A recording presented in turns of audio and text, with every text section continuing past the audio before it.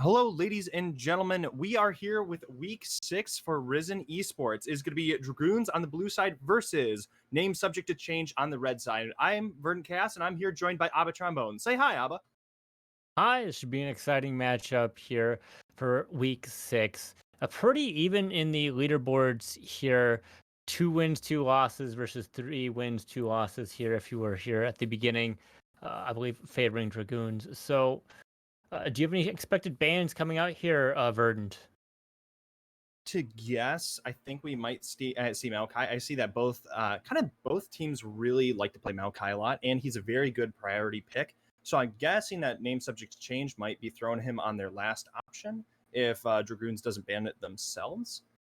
But obviously we're going to be seeing here shortly. I don't expect ASOL to be kind of as pick banned as we kind of see in Flex Q and Solo Duo.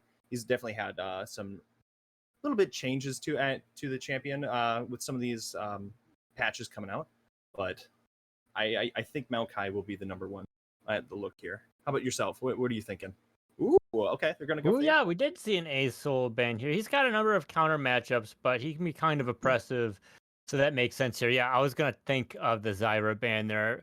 It's just really annoying to play in the bot lane and just really pokes people out, does a lot of damage. Is more annoying than a brand support, in my opinion. So, a snap ban, in my wow. opinion, here. But the Zaya snap pick also makes a lot of sense. If the team ends up playing any dive, it's already there. Probably one of the strongest scaling AD carries right now. And is really good. Of course, you have a weak laning phase with Zaya. So just pairing that with any kind of support that'll help mitigate that, or just make sure you stay alive, just to make sure that you're not going to be losing the lane as hard as you might normally would, is going to be super important here.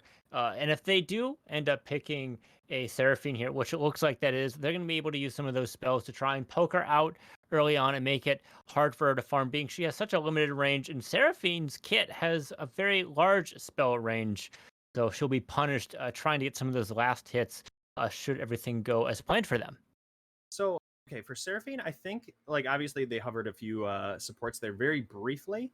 But I'm like, I don't know if they're necessarily Ooh. going to be throwing her in that spot. Seraphine obviously could be flexed in the mid lane or obviously as an APC surrogate here. But with a Leona follow up, I think it's likely that Seraphine Well, might be well, the still, even APC. with APC Seraphine, you're still allowed to harass them. You get extra range because of the notes, and your spells just have such a large AoE effect and range that you're able to hit both the minions and the champion, if they're going by the caster minions, of course, which forces them to split up with whatever champion they're going to be paired with, which looks like it's going to be a Rakan, making things a little bit more difficult for them. The Uh, two lovers. the two lovers here, hopefully they're not star-crossed trying to fight each other in the bot lane. They can work together and possibly get some nice pickups with this, though it's a little bit hard with a Leona and Rakan with how things are going. Things being a little bit more favored, uh, I would say, for T11 here, as it's a little bit difficult for Rakan to go in if he ends up getting poked out. The flip side is once level 6 happens, the power spikes are going to be quite different, and it's really dependent on who lands those ultimates and can prevent dives or just secure them before they're able to get their anti-dive off on DRG's side.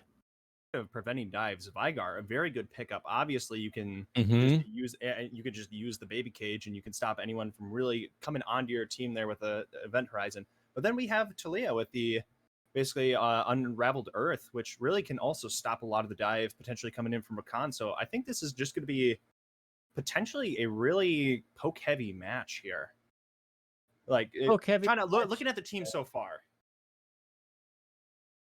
we'll have to see if we're going to get some more poke for some more zone control here, or if we're going to get some more frontline here. Of course, both teams have it, although some of these champions are going to be a little bit more tanky than others. I wonder if DRG is going to go with something that's going to benefit a little bit more off of Tilia's wall here, maybe like an Ornn, where you're going to be able to get some extra knockups after it, or something that just is going to benefit a little bit more, like they might just have some mobility to go over it, and Talia will wall herself out here.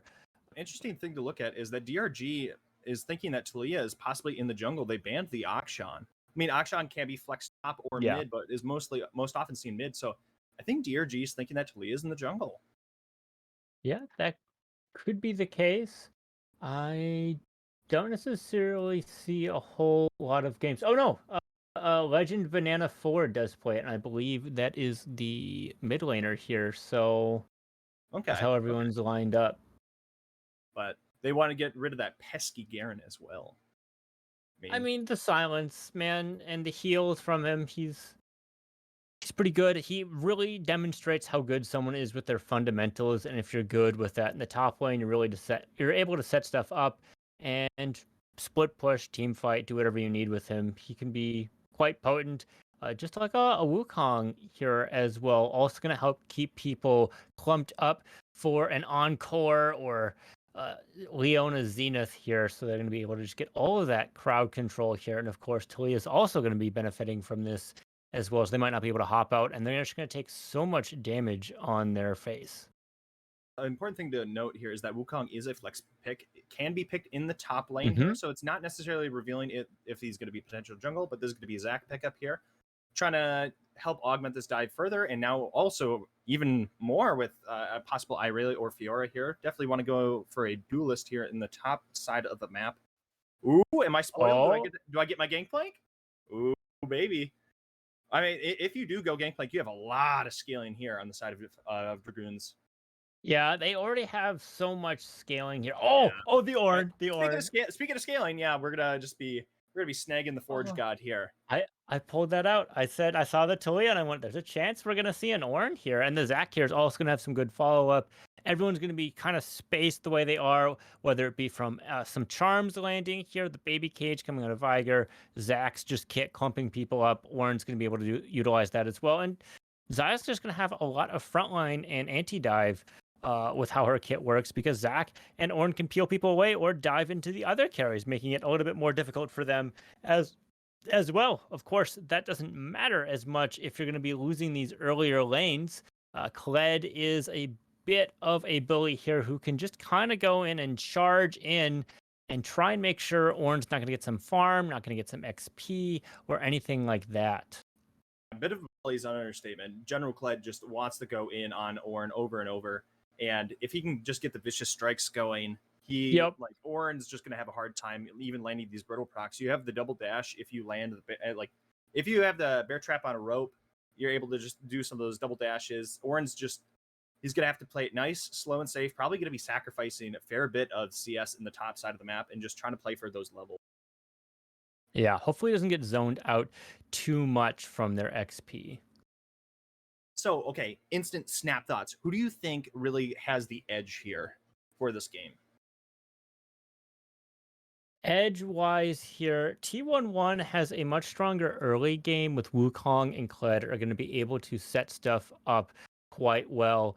And if they're able to get a nice sizable lead in the early game, probably 1,000 to 200, that's going to transition to a nice mid game for them where they can really try and take control of this map. But if they're not going to be able to get that setup at all, DRG is going to be fine. Like if they're just a little bit behind or even ahead, they're just going to be outscaling here with Xayah and Vigar. That's so much. And then of course the Ornn's going to help top that as well. Just give a little extra big numbers to these champions as well.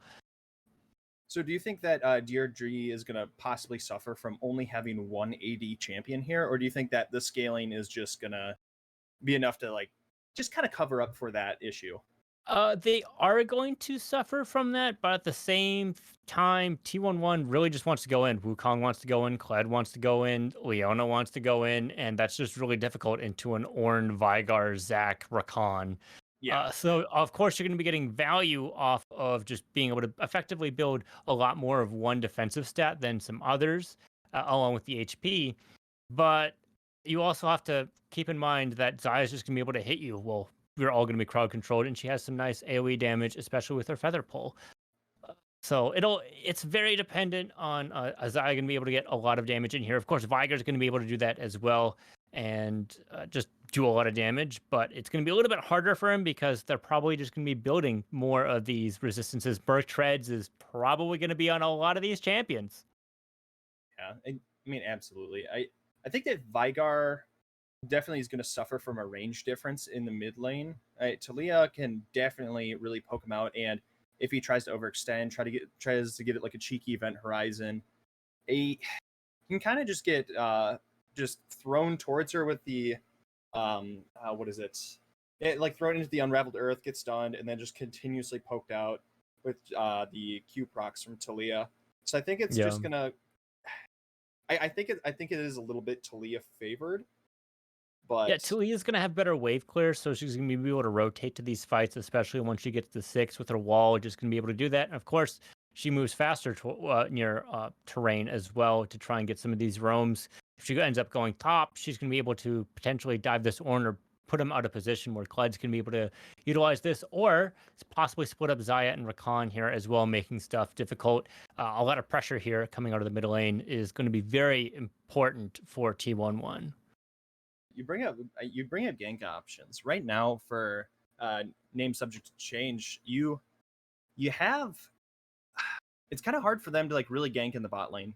Like pre post 6. Sorry, pre 6 Xayah. Yeah, I say pre 6 Xayah is pretty mobile and only having like the 3 feather pull for a root CC. But like obviously Rakan can help peel some of the options there. Has the slow, has the knockup, has the shielding. But Wukong, if he's unable to find her earlier than that, the Featherstorm is just going to be able to get her out a lot of these dicier scenarios, I would think. So I think that Wukong's definitely going to have to focus on the Veigar or the Ornn this game. That's true, but you have to keep in mind Featherstorm's a pretty long cooldown. It's around 120 seconds early on, and Leona and Seraphine's ultimates are not that long. So if you're just able to get it out, you're going to be quite vulnerable, especially if you're not bringing in Cleanse or Flash, which they'll probably end up having to be bringing here. So Ubi is going to have to be very careful. Otherwise, all that CC layering is just going to be stacked fairly easily, and that Featherstorm doesn't matter if you don't cast it early enough. If you try and get Auto Greedy and hold it, it's still quite potent with how that all goes. I guess in my theoretical model in my mind, I was giving them the benefit of the doubt of they will perform to the level needed and be able to use the Featherstorm effectively. But you do bring up the very fair point of what if they don't? Then that's it's not issue. even what if they don't. It's if you do it like a little too early, which is not hard to do on Xayah at all. You have a longer cooldown, and that's way more punishable. You just have to walk up and force it out. Yeah. So, right now, what objectives do you think that DRG needs to focus in order to just enable them to scale? Do you want to focus objectives, or do you just want to play for just you playing? just have to keep your gold and XP as close as possible into this laning phase, and you'll be fine. You'll be fine. Otherwise, you'll be able to play like a pretty meh mid game, and then the late game is just yours, right? Like you outscale. So long as you're not super far behind, you're going to be winning the late game with your composition. It's just how bad do you lose the early, and how does that transition into the mid game is what really sets the tone up for DRG. All right. And with that pregame analysis, don't go away, ladies and gentlemen. We are going to be right back with the game. We'll see you after a short break.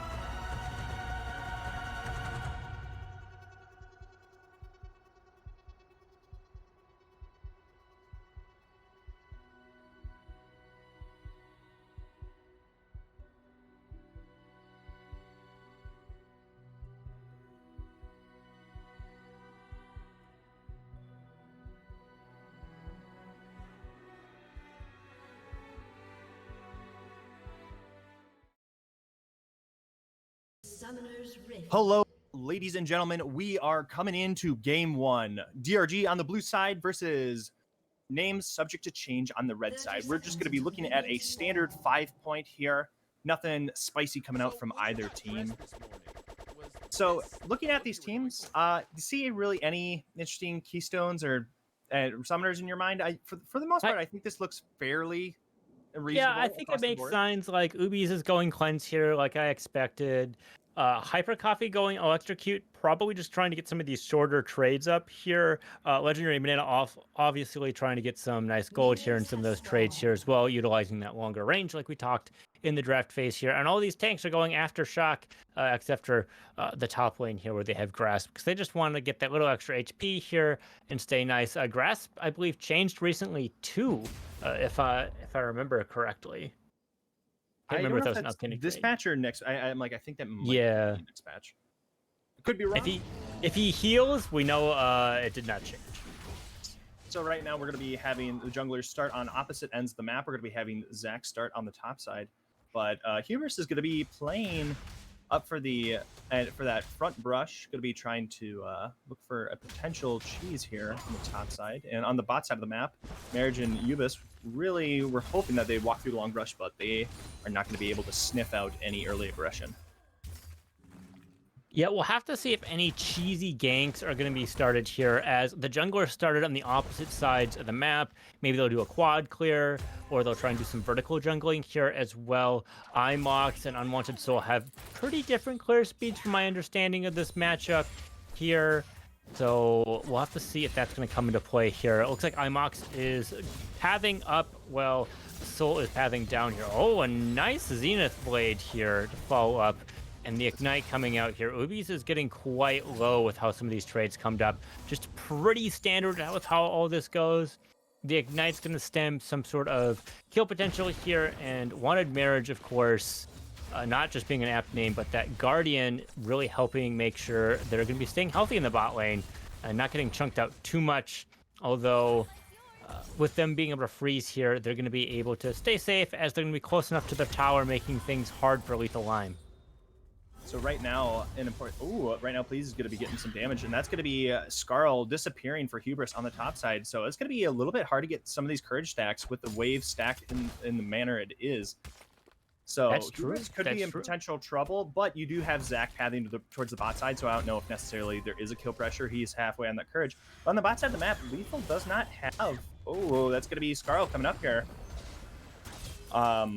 Yeah, he can't really dive it effectively. He doesn't have Ignite, but Flea is going to be a little bit of trouble. With the wave stacked the way it is, maybe Imox is going to be able to get a gank off here, being it'll be crashing towards the mid-ish section of the wave. Should Flea stay, it looks like he's going to back, and that's going to force a TP out.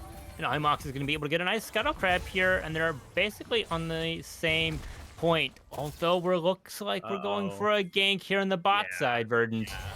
This looks like we're going to get some action here. One Marriage is going to be jumping in. Rishi is going to be low. Going to get the pull back. That's going to be the flash coming out. Ignite on Rishi. He has no mana, has little health. That's going to be flash forward by Ubis. Ubis is going to get the first blood. Now they're looking over for Lime. Lime's going to be getting down to half HP. I'm fairly certain he's getting out, and that's going to be a free play for the bot side of the map. They're shoved up, no vision, and shoved up, no vision. The Zenith Blade missed on the early engage by their tower, which made things super dangerous. Of course, that cost a flash out of Ubis here, and Imox went for an invade here, but all these camps went down. I think their Gromp just came up recently, so they're only going to get one camp here out of Zach. He also got the Scuttle Crab here as well. But this is not looking great. Like we said, they really needed an early game victory here. Of course, only 4 minutes in, but this does make getting a lead a little bit harder with how all of this has been going on. Definitely. I mean, from the side of name subject, like you definitely wanted to play, I think, a little bit safer on that bot lane, or obviously just have the vision, because you're playing weak side. You have your mid lane, your top lane as the more aggressive laners, so you just need to play it nice and slow, and them getting caught out there. It's not even just that. It was pretty clear where Imox was pathing, so by pushing up there, it oh no, they were pushing up. Yeah, they are weak side. So yeah, just playing safe there. is what you need to do. With Seraphine, you do want to push up and try and get some poke here, but if you don't have the vision to do that, it becomes quite potent. And it's difficult to necessarily know where Zach's going to be coming from because he has so many more angles with that champion, which makes it more difficult because he can just leap over walls, just like a Kayn can. You have to be very careful with how that goes up. And of course, we're seeing on the opposite side of this equation, we have some nice vision set up right here, which means they can shove up here and force out a response here. Lethal Lime wasn't able to get a roam because of that as well. They can try and go for an early dragon here, but the early resets here might be a little bit more important with how this all lines up. Exactly. I think that right now, Dragon's not going to be necessarily the focus. As we kind of we're stating in some of the early game, Dragoons doesn't have to focus objectives necessarily. They just need to play for time. Like that's probably their number one objective because they have so many scaling options on their team. Although I do feel like we have to point out here that the gold is even here with a 30 CS difference in the top lane. Yeah. We did mention it's not like a favorable matchup for Play, whose TP's down, which really saved him up here. We'll have to see if this gank will pan out. Ooh, right now he's gonna get double knocked up. He's gonna be bumped off to Skarl. Carl, the Forge God, gonna be coming through the Brittle proc, getting that damage through. He's gonna be getting the pickup onto Hubris. Definitely living up to his name there, or actually dying to his name there. Yeah, dying to his name there, of course. You just kind of have to go in. It's like what your Hubris says. It's what Cled's kit says. Just charge, and they're forcing out a teleport as well as this wave is being stacked on his side as well. We're seeing a lot of value coming out of Unwanted Soul here. 2 successful ganks in 7 minutes, setting up opposite ends of their team, and they're very important characters for their composition, which is what they need out of this early game here. Absolutely. And ooh, right now there's going to be an attempt at knockup from Marriage, but he's going to be training back a lot of damage into them. He's going to be going down to about 75% health. Imox is going to be looking for a potential side angle here. And I don't think much is going to be coming of this, right? Like Wukong just got level 6. Like, yeah. He just got level 6, but he is spotted on that control ward earlier, so. Spotted on the ward, and it's a Xayah with a small wave. It was like a little less than a wave here, and Rakan as well. There's a lot of anti-dive to go in there, of course. Lethal Lime is pretty tanky, and Imox is pretty tanky, especially if they're able to get that Conqueror fully stacked up. But that's not going to be enough. You're going to be losing 1 or 2 people, and that's an even trade early on into Scalers is not where you want to be. Yeah, absolutely not. I'm kind of surprised seeing some of the items coming out of the Ornn here on the top side. He has a Reju bead. Obviously, he could just use it for the innate healing in lane, but like getting a Reju bead does suggest that you want to go Heartsteel, which I think is a very interesting call for Ornn. I would not have guessed that, but we shall see what he'll be doing with it here. Yeah, I would be expecting more of a Jack show, but that Reju bead does suggest a Heartsteel out of their build.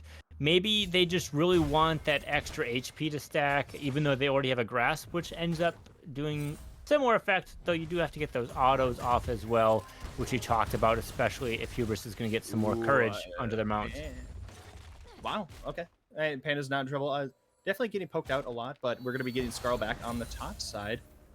Yep. Banana is kind of, and he's right now. A lot of that lane has just a bunch of worked ground at that point, so you're only able to throw the big rock. You're not able to get a lot of those smaller ones, so not getting as much poke as he really wants. But right now has about equal amounts of mana and has way more health, so he can kind of just play the aggressor here in this line. Yeah, just preventing any scaling here is super important. Although Banana might be in trouble here. That's going to be the Primordial Burst coming out of Panda, but right now Soul is going to have the red buff. That's going to get slows, and that's going to be the 3rd successful gank from him in a row. Not right now, they're trying to go for a Dragon, but this could be a nightmare scenario. They're going to be turning this onto Ubis. Right now, Ubis in trouble here. That's going to be the double charm. That's going to be the cleanse coming out.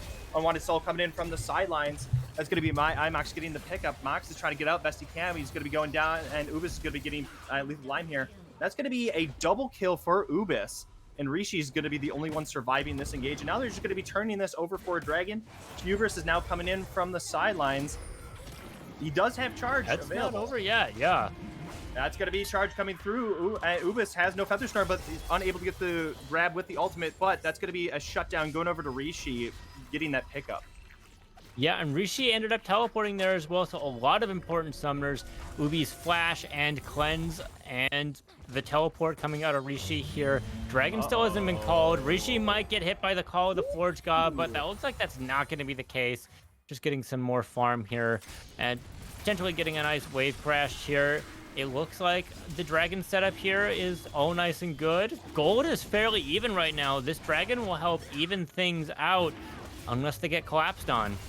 Right now, Please going to be coming in from the backside, but it appears they might have Coffee caught now, and he has Ignite on him. No, he only had Grievous Wounds. He's gonna be going down to Hubris. Now they're gonna be trying to turn this on to Plea. Lethal is getting quite low. You have Ubis coming in from the sidelines, gonna be throwing out some of this damage. The Feather Pull is gonna be picking him up. Right now, Plea has little to no mana, so he's gonna have to leave this play. Yeah, gonna have to leave that play, getting caught out there. They ended up getting the dragon, which was very nice for them. They're still down 300 gold, and the early game is coming to a close here.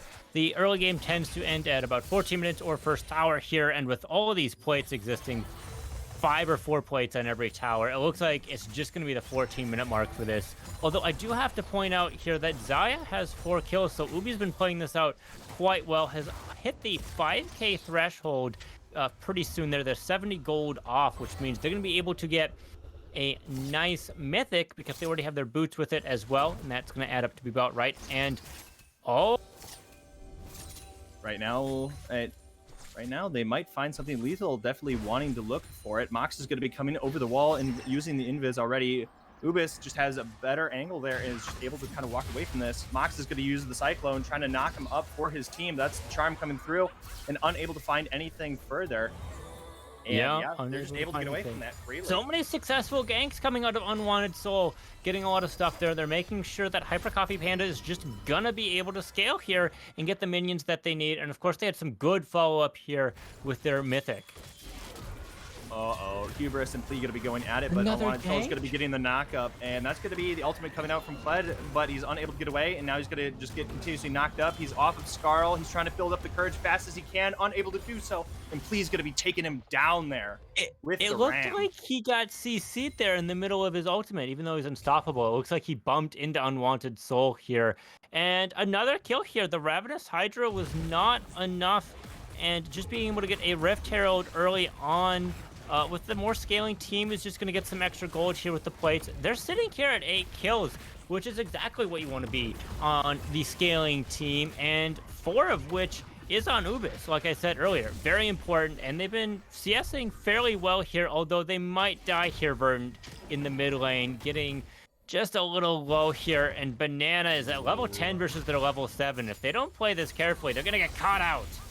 That's going to be Ubis using the Feather Storm here. It was rooted beforehand. He's getting low. He's ignited. He used the cleanse. He's not going to be burning alive. That's going to be stopping, but the Encore is going to be picking up Wanted Marriage here.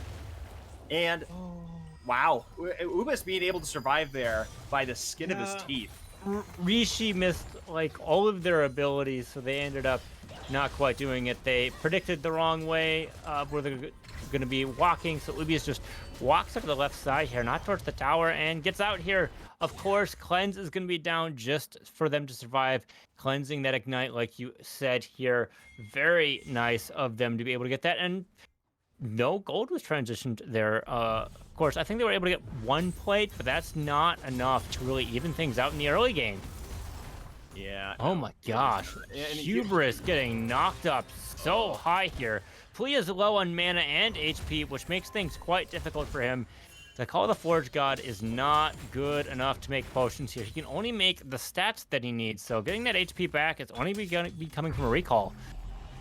So right now, Hubris is very close to getting back onto Skarl, having the courage stacks, but was able to get it shoved under and then make sure that Plea isn't able to continuously try to freeze and get back some of this level lead. Hubris is going to be staying here, recognizing that Plea is low on mana, and if you force him to stay, he's going to have a hard time CSing. And to point it out, though, like, he did end up building that Mythic that you mentioned. The Heart's still there, the Rejuve, giving it away. No stacks here yet with the 2 kills. And Ubi's in that bot lane play tried using Gale Force to try and pick up that play, but that didn't happen. It did force out Rishi's teleport here, and with the dragon coming up in 50 seconds, they're gonna need a nice recall. Otherwise, all this unspent gold on their character, a nice 500, won't be able to be spent. So, Rishi's going down here. There's yeah, gonna be a double knockup, stunned into oblivion, and Ubis is gonna be getting that pickup there. And yeah, now lane game. yeah, right now I think Subject is unable to really go for a dragon. Then they're just going to be dropping this Rift Herald, going to be taking out this tower, getting tower damage on the next one. Yeah, not the first tower though, not the first one. The first one going to the top onto the other side here, evening that out, making sure that their lanes are going to be able to counter push the way they need to. And Hubris building some more of that MR there to be able to front line here with their second item. No Mythic, no boots quite yet. But with the vision favoring red side, that's going to help them really set up for this dragon. Of course, Unwanted Soul might have a nice pickup here. Right now, Moxen is unable to find anything. The charge is going to be coming through from Hubris. He's going to be dashing through the Everfrost. He's going to be getting a Hyper Coffee out of the game immediately. Not able to use that Event Horizon or Everfrost to get Hubris off of him. Yeah, Hubris just able to charge in there and really get stuff up. Of course, Soul is going to be nice if they're able to get it here. A lot of damage going to them. Not claimed quite yet, though, Verdant. Called Forge God going to be coming through, getting a double pickup. Rishi is getting a massive encore. Right now, they're all stunned in a single area. The Cyclone coming through, whirling around. Lethal's going to be getting 2 of these kills here, it seems. And then Ubis still has the Feather Storm trying to get some of these pickups. He has Mox quite low. Mox is going to be barely surviving. And Banana is just going to be kind of forcing them away from the rest of his team. And wow, that was a very close fight for both squads. But that was a very close fight. That's definitely going to be going in the favor of named Subject. Yeah, just being able to get that nice pickup there, and then no one quite dying here. And the feather pull didn't come out. The clone there being able to juke out some of the damage just enough so Mox can live and take this dragon. Chemtech, good map effects here for both teams. The extra blast cone distance is quite nice here, and the extra vision.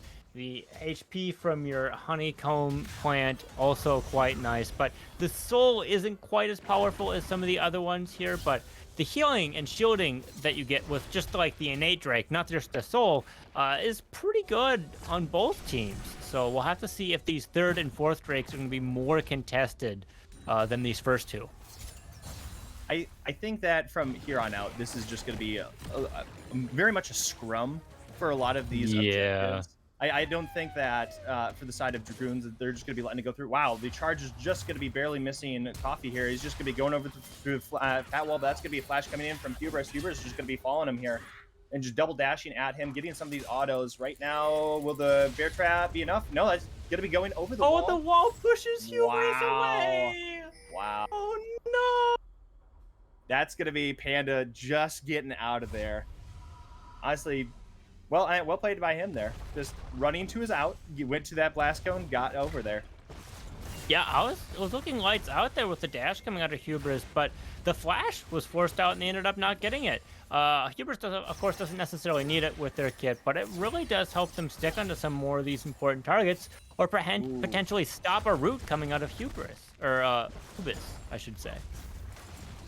So right there's a back from Unwanted Soul. I didn't know if they're looking for a potential angle, but I think they, on the side of named Subject, I think they definitely want, I mean, both teams want to get these mid towers. Once you get these mid towers, it kind of starts to open up the rest of the map for safety. So I think they're definitely going to be posturing back and forth here. Yeah, them posturing does make sense here. Trying to get this mid prio here. Both of these mid lane towers are getting a little low. Of course, blue sides is a little bit lower here, so Dragoons is going to have to be careful here. Just being able to fight for this prio, it's not going to transition to a Rift Herald here as it's going to be going away just now, but Baron is going to be coming up here as well, which is quite potent for both teams, trying to get some of these pushes. And of course, a lot of these lane have been transitioning. Of course, we're seeing Hyper Coffee in the top side, and this is rotating, just kind of like everyone's moving one up in the lane, so that the scalers can scale nice. the towers down, so it's going to be harder to dive Hyper Coffee. And of course, mid lane is one of the safer lanes as it's shorter, so Ubis is going to be able to scale a little bit nicer, as is Rishi, which is important for them, although they're getting caught out here, Verdant. Ubis is going to have to flash over that wall. That's going to be a triple charm coming through, but Want Marriage is going to be falling. The Encore coming through. Ubis is going to be using the Featherstorm to get over the wall. Mox is just going to be continuously knocking up Coffee here. Coffee's trying to get out best he can. Call the Forge God coming through, getting him off the Scarl here shortly, but Coffee's in trouble, going to be going down. Ubis is now trying to get rid of Mox, unable to find anything. And that's going to be a Wanted Soul getting to pick up onto Lime, and it's now just Ubis and Unwanted by themselves. Unable to defend this mid tower any further, but Mox, almost finds the kill there, but Ubis able to turn that around. Now has the red buff, might be healing a little bit. Hubris is just going to be diving after him, but that's going to be pullback, and the bear trap on a rope, able to get there. Well played there, of course. Just being able to get Wanted Marriage there as well. Hyper Coffee ended up ulting the clone there, so the Primordial Burst did not quite hit the right target, so they were nice and healthy on IMOX. They just went a little too deep there.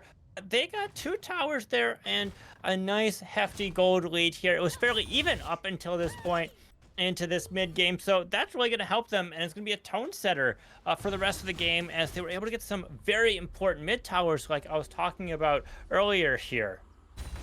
I think previous to this fight, Hyper Coffee had like the highest level on his team, and the rest of his team is under leveled by comparison to their counterparts on Named Subject, and that kind of that went to show he missed the Primordial Burst. Like him not getting some of these some of the damage off because Mox was able to kind of trick him with the clone is very important here. And Ubis, despite having all of these kills, was unable to deal enough damage to secure a lot of these people in the earlier portions of that fight. But speaking of fighting, we might have another play here. Cleanse is down. They weren't able to get the second trigger on the bear trap on a rope. That ended up executing them. So it's very important for this fight up here, as they're at dive comp, and with Featherstorm down and Cleanse down, that's going to make things difficult for Ubis as well, and that's a lot of their damage. And right now you have Coffee on the top side of the map. I think they might have to get this up. TP though. I'm like, he does have TP, but this is going to be dicey. It's a bit risque with how much damage is being dealt into this objective. We'll have to see if they find a flank vert. We'll have to see. Yeah, it's not looking like it. We might see a charge committed out of Hubris here.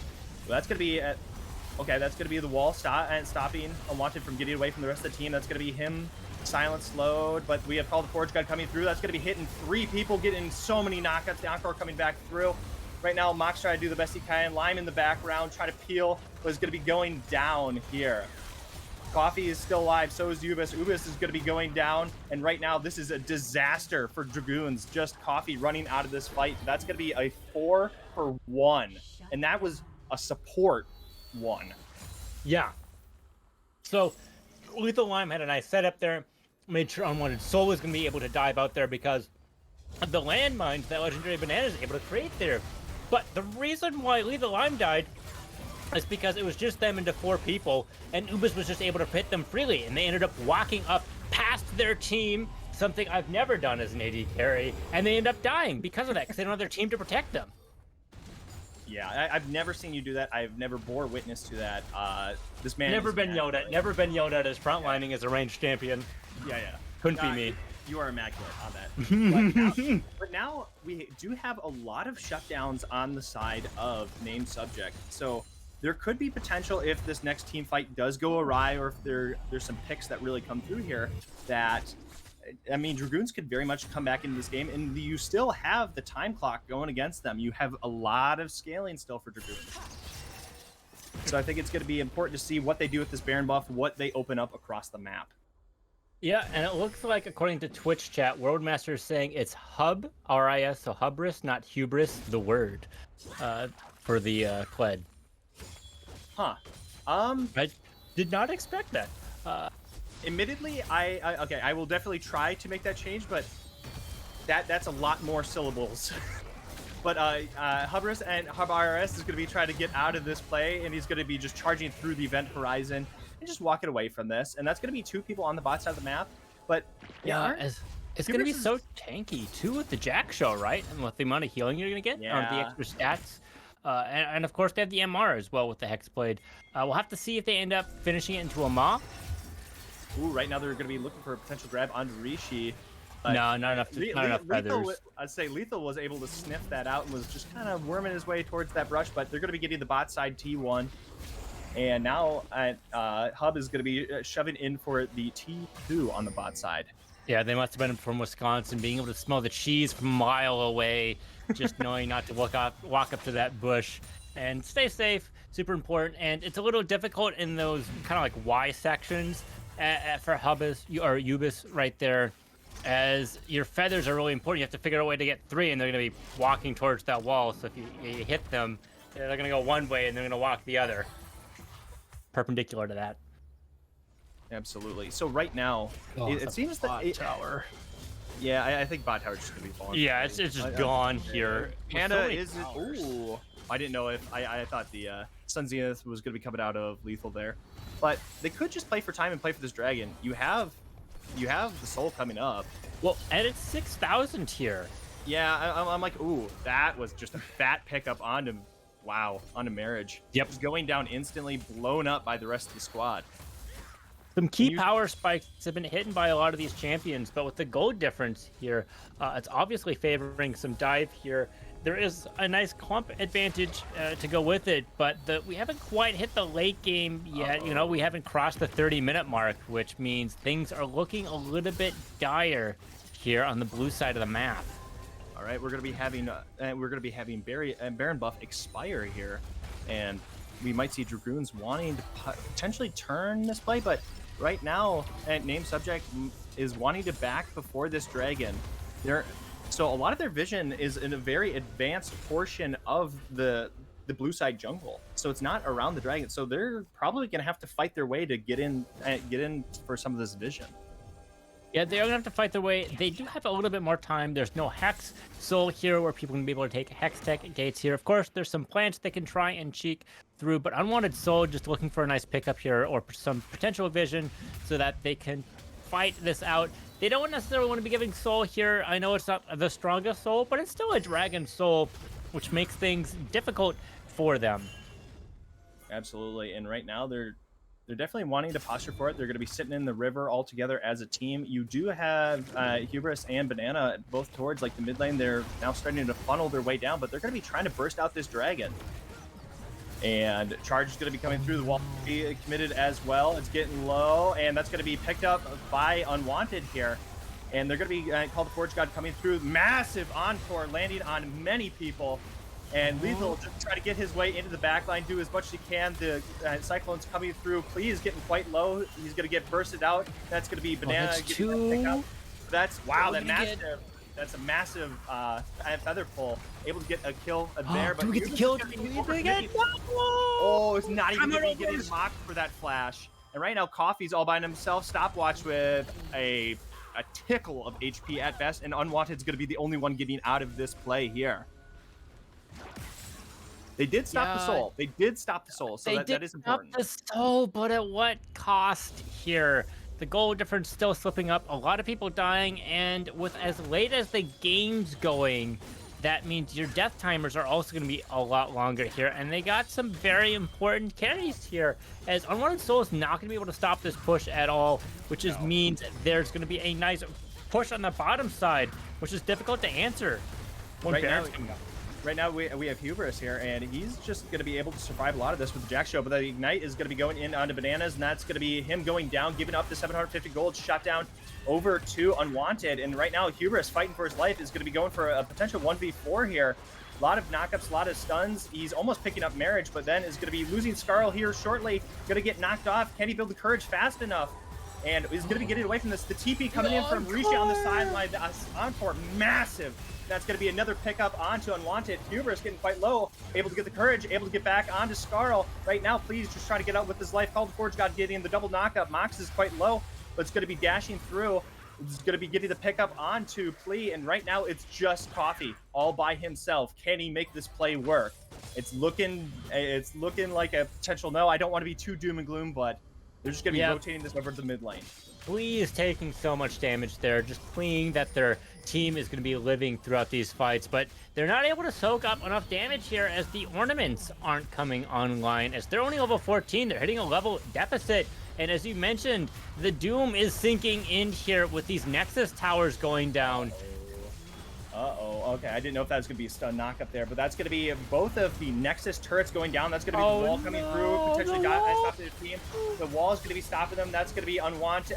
Marriage is going to be going down. Mox is going to be falling here, giving a big shutdown, but they're going to be just taking this tower, and that's going to be game one, going over to name subject to change.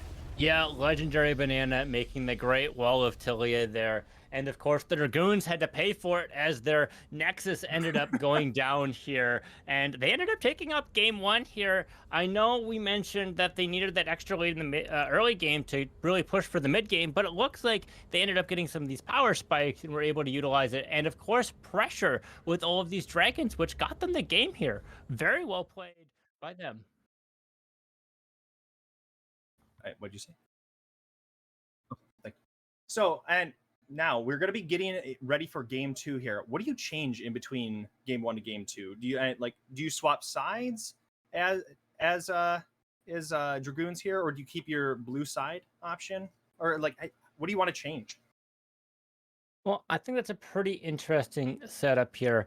Of course, they were able to get a lot of pick out of Wanted Soul here.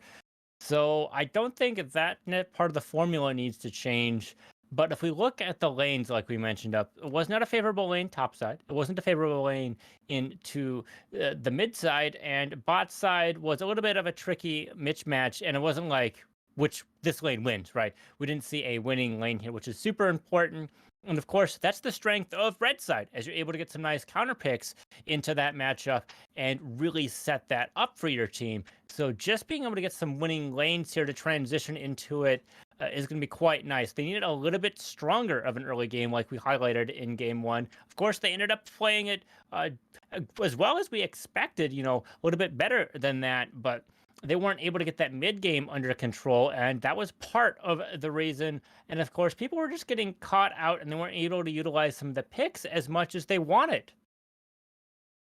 I think for game two, Hubris, I think very much carried for the side of name subject. He did a massive amount of damage, was able to absorb a lot of damage, and was able to really split push, make his way around the map.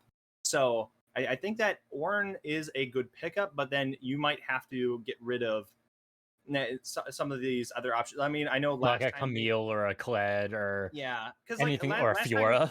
Last time they banned Akshan and Garen.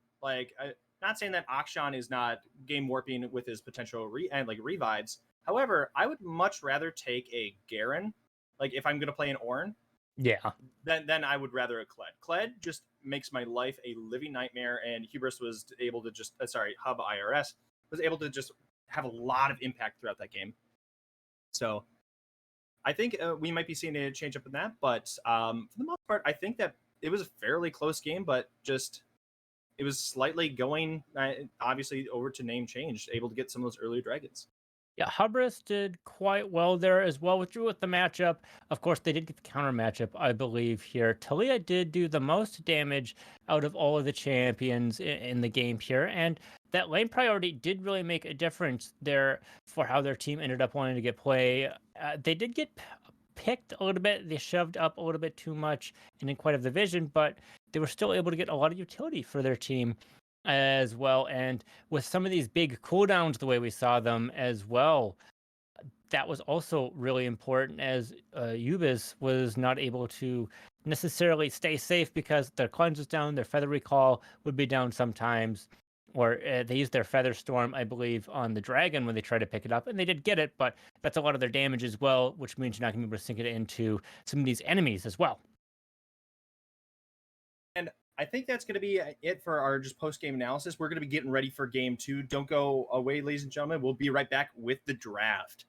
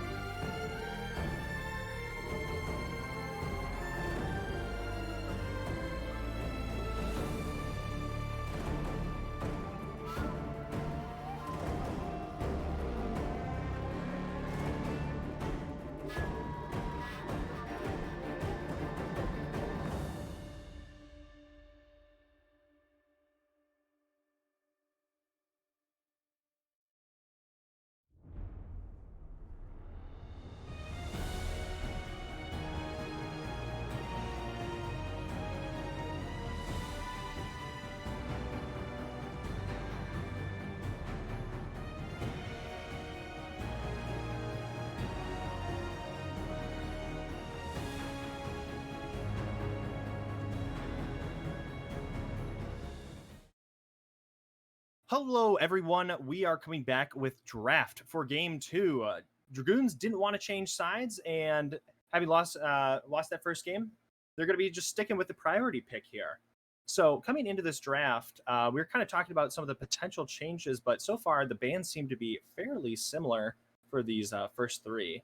But what Yeah. changes do you foresee, Abba?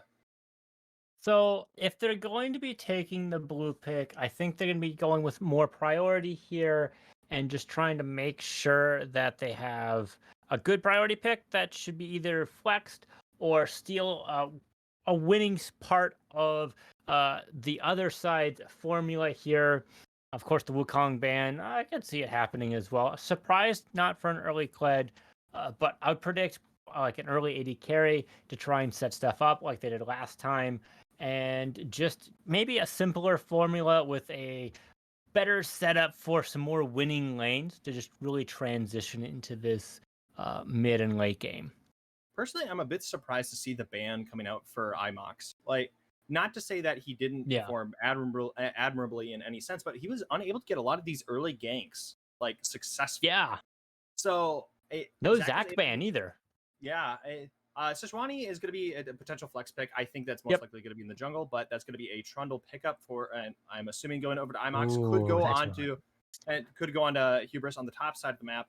But I think I really want to talk about this Trundle pick here, right? Because Trundle can match in the jungle or in the top lane wherever Sejuani lines up, but it's not uncommon for Sejuani to take Aftershock as a rune, and Subjugate will take those stats, will just make him more unstoppable and just give him more dueling power to really peel people off or just split push.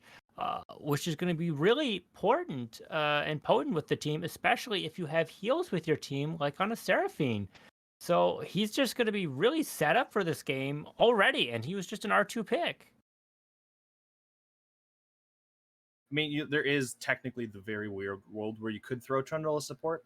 Oh yeah, I Fair. forgot about Trundle Yeah. support. Yeah, Hell like, yeah, I'm ready for I'm this. like, it does exist, but I think that's a very just minuscule Well, then option. then it's like Trundle Lee Sin for the bot lane, where you're just like, I'm ready to warp this game.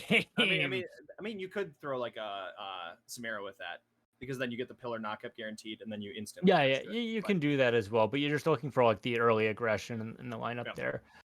But That's why it's gonna be a Thresh Vigar return. We're yet again wanting to really go for a lot of these peel options. DRG just gonna be doubling down on this CC and kind of CC centric strat, and it's gonna be just an Orianna response to the Vigar. Hey, CC wins games. Don't knock it till you try it. Oh, it absolutely does. Just line things up. It's like an easier Exodia to line up for a wombo combo. You don't have to worry about a Yasuo making sure that they land all their abilities properly and line stuff up. You just go, they're stuck, they can't move. I press my button, and then the next guy presses their button while you're all in a call together, and then they die. It's quite nice. Speaking of CC combos, you could throw Malphite in the top lane for name subject, and then obviously you throw the ball and you throw Orianna shield ball onto the Malphite. He dives into the team, and it's unstoppable. So it gets through like a lot of these peel options, and then you can you can activate the Orianna ultimate, and then really clump together a lot of these people. Follow that up with Encore, and you just could have a devastating CC combo coming out. Oh yeah, well it's Malphite's delivery service, right, with the ball, but it's not just that. They're deep in, so you know where they're going to line up, which means your Encore hits one more target, which means it goes through if it's not already hitting a champion here, which really helps set up the team here as well. And we're going to have to see if they're going to go with a similar bot lane setup here at all. I did see the Leona flash through, but it looks like the Maokai is going to be coming through as well here. So more healing, more peels, more CC. It's gonna be potent here if they don't get enough heal cut. Trundle, Seraphine, Maokai, all big healers. Absolutely. Right now, they're going to be going with Ubis on to Jinx here, I'm thinking. Going for yet another very hard scaling ADC. Xayah is available on the table, but they're not going to be picking it up. They just felt that was not really the option last game. Yeah, so. Not as exciting as a champion as Jinx. The one thing about Jinx is she doesn't hit her power spike quite as fast as Xayah because you're able to build Navori second. on Zaya because you already have some of that attack speed set up as well. But with Jinx, you really do want that attack speed. So like Kraken into Phantom Dancer here are going to be able to get a lot of kite stuff out, but that means those like IE changes that happened a patch or two ago means you're still buying it third item. Meanwhile, your opposing side, Seraphine here, really only needs 2 items to hit their big power spike as well and do damage and do the CC for their kit and enable their team. And a lot of their damage is gonna be on Ubis here, who was able to do a lot last game. Let's not Yeah. undersell Let's not that. get But yeah. the problem is the other damage here is coming out of Coffee Panda, who ended up getting caught out a lot and not quite doing enough damage to what they needed for their team. Got some nice cages, got some nice zoning, but you can't do that if you end up getting picked at all. I'd say like he did survive a lot in the early lane into a fairly oppressive banana with being on Talia, but yeah, he kind of was a little bit lackluster on the damage side of things. And looking at this at the name subject comp, they have a fair bit of kind of like set last pickup. I think is quite strong. Having just the unstoppable proc. I mean, you have the same kind of setup where then you could throw the ball onto set. He grabs like the Sejuani who wants to be kind of your engage tool. And then with her max HP, throws that out down on the rest of the team. Massive slow, massive damage, and then you can pull them all together. You still have very much have a setup potential for that big combo. Yeah, for sure. And we also have to mention here, Ornn is nice to stack that HP with the ornaments. You can have that extra stuff, and you have a set. Ornn being chucked into your team, not gonna feel particularly great here, especially if you're going with a more protect the Jinx comp. If he's there, you're gonna be taking a lot of damage, and Jinx is a little bit more vulnerable than most AD carries, I believe, not having a super high HP pool, even for the glass. Absolutely. And I think that this game is going to be kind of really on like marriage to really have like be able to peel for her.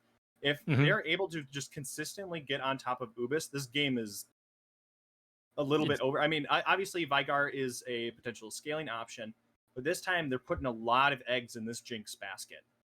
Yeah, one thing to note here is that name subject to change here is going to be a little bit more clumped than most compositions here with how Yes. that works, which means Ruined Hurricane is going to have some nice value here as well if they end up going that route versus a Phantom Dancer as well. Kraken Slayer, pretty important here at this point. The extra positioning value you get out of Gale Force is quite nice, but with how big these champions are going to be, how beefy they're going to be, Kraken is probably going to be forced out here.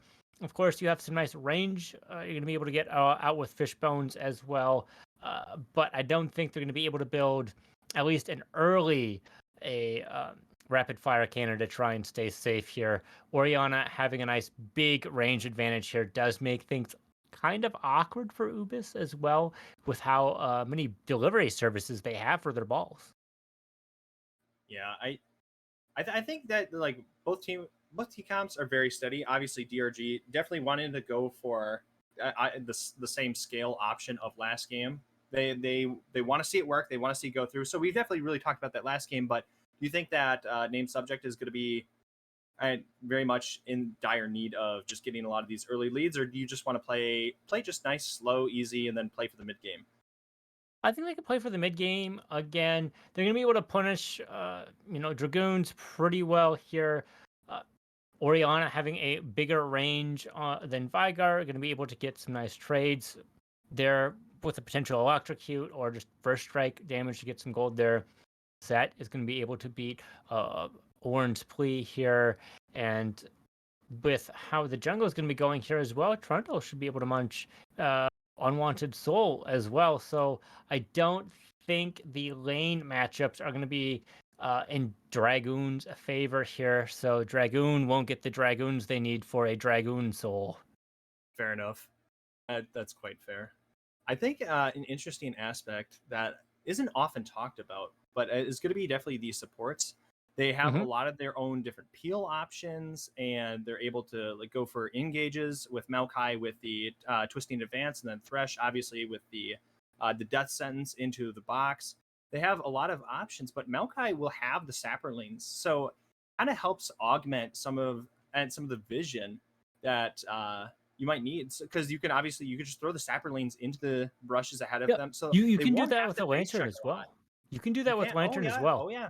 So we'll have both supports who can kind of cheat out a little bit of this vision Al- and safely. Although lantern's more important for the utility as well as a longer cooldown than the saprolings as well, and doesn't stick around as long.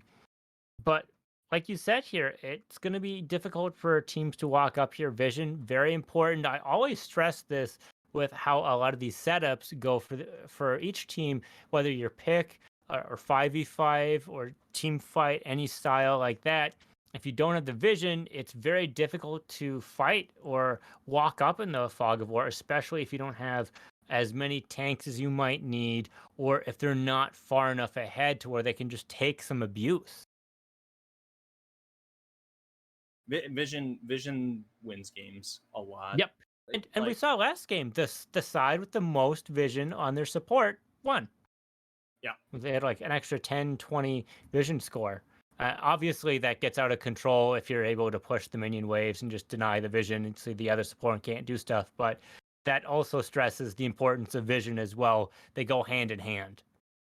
I mean, last game Talia also had more vision than the Vigar. Vigar was obviously shoved up a lot more, but then wasn't really able to get punished too many times. Like she obviously died twice to like I think two pre 14-minute ganks. So obviously important those kills went over to an unwanted soul. However, she was able to control a lot of lane, get out a lot of the vision, so they're able to track him. So he got a lot of early power, but then he started to slowly fall off, which is quite unusual to see out of Zach. But with Spectator Delay almost coming up here, we're just going to go to a small break, and then we're going to be right back with Game 2 between Dragoon and Name Subject to Change. Don't go anywhere. We'll see you soon on the Rift.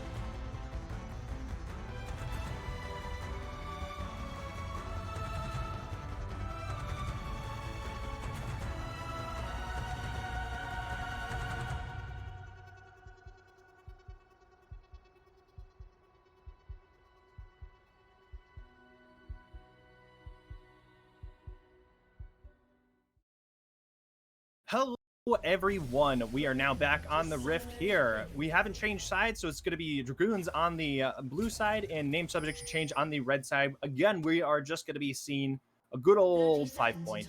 And I'm not kind of looking at both these squads. I wasn't expecting to see a possible invade. So we're going to be seeing where the junglers are going to be starting this game. Are they going to be starting opposite sides, starting with the bot side? Yeah, we saw it work quite well for Unwanted Soul. And I don't think they're going to want to be fighting into IMOX as well. So just trying to split stuff up does make sense here. And it looks like IMOX is going towards their blue buff as well as Unwanted Soul is doing the same thing. So similar setups here. We'll have to see if there's going to be any sort of split into, where they try and invade each other, or if IMOX is going to try and do like buff Gromp buff or something into that, which has changed with some of the jungle, the invade nerfs coming through, being removed, I should say. I don't predict that happening, but that could.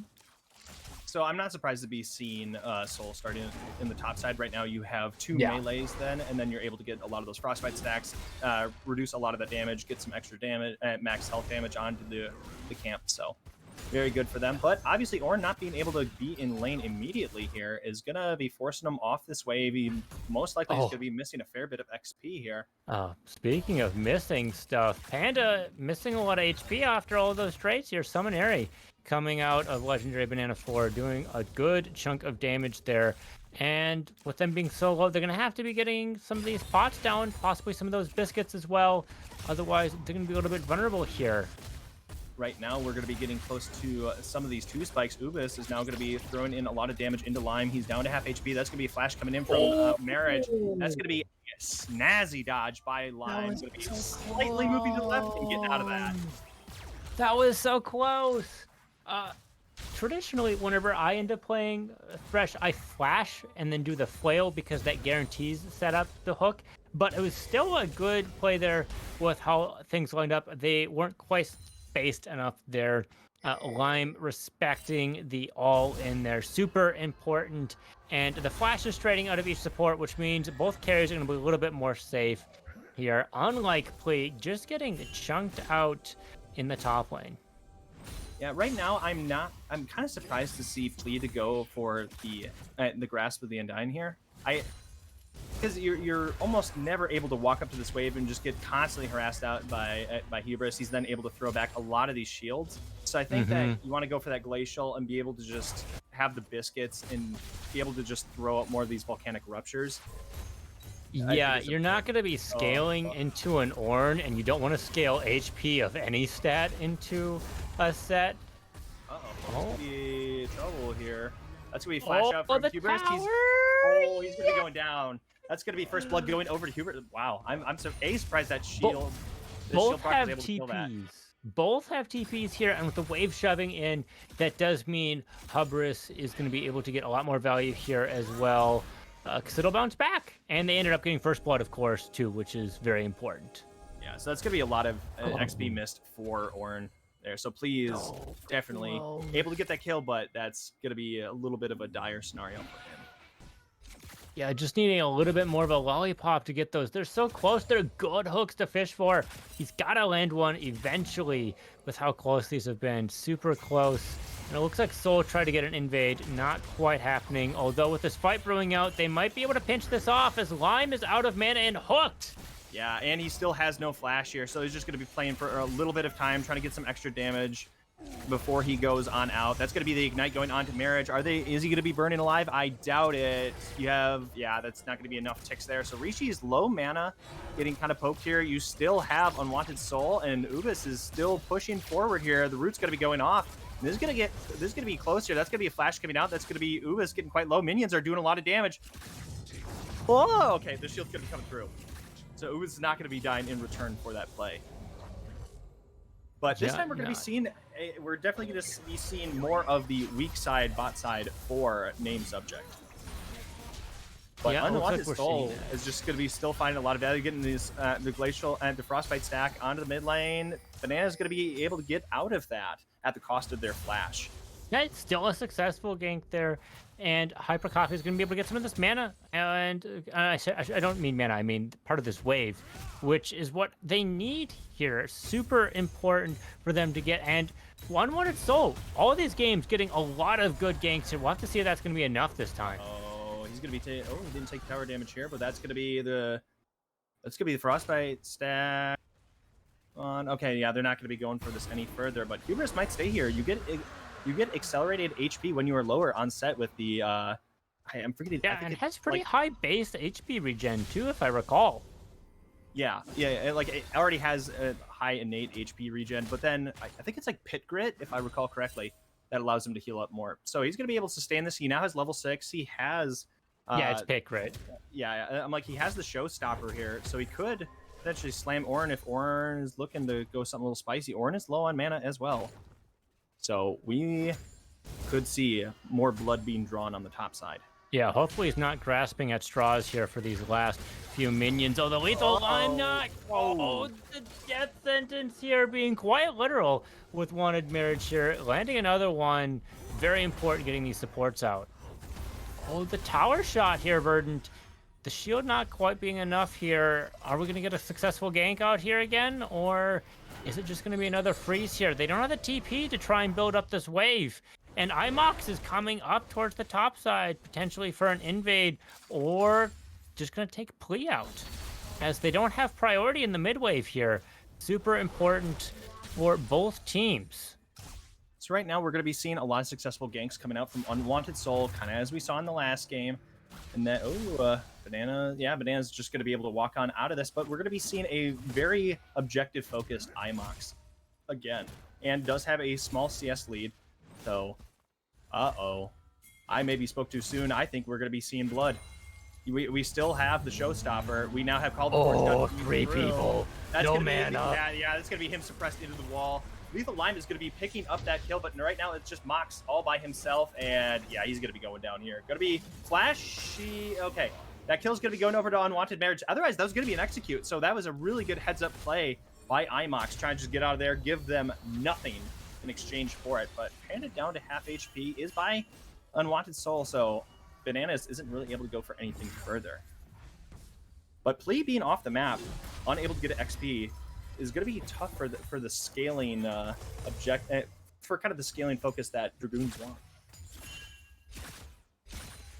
Yeah, the objectives did end up winning the game there for that game one. Like, it created so much pressure for them to answer, which really set up how that game was going to go, the pacing, the rhythm, and the tempo that all goes with that.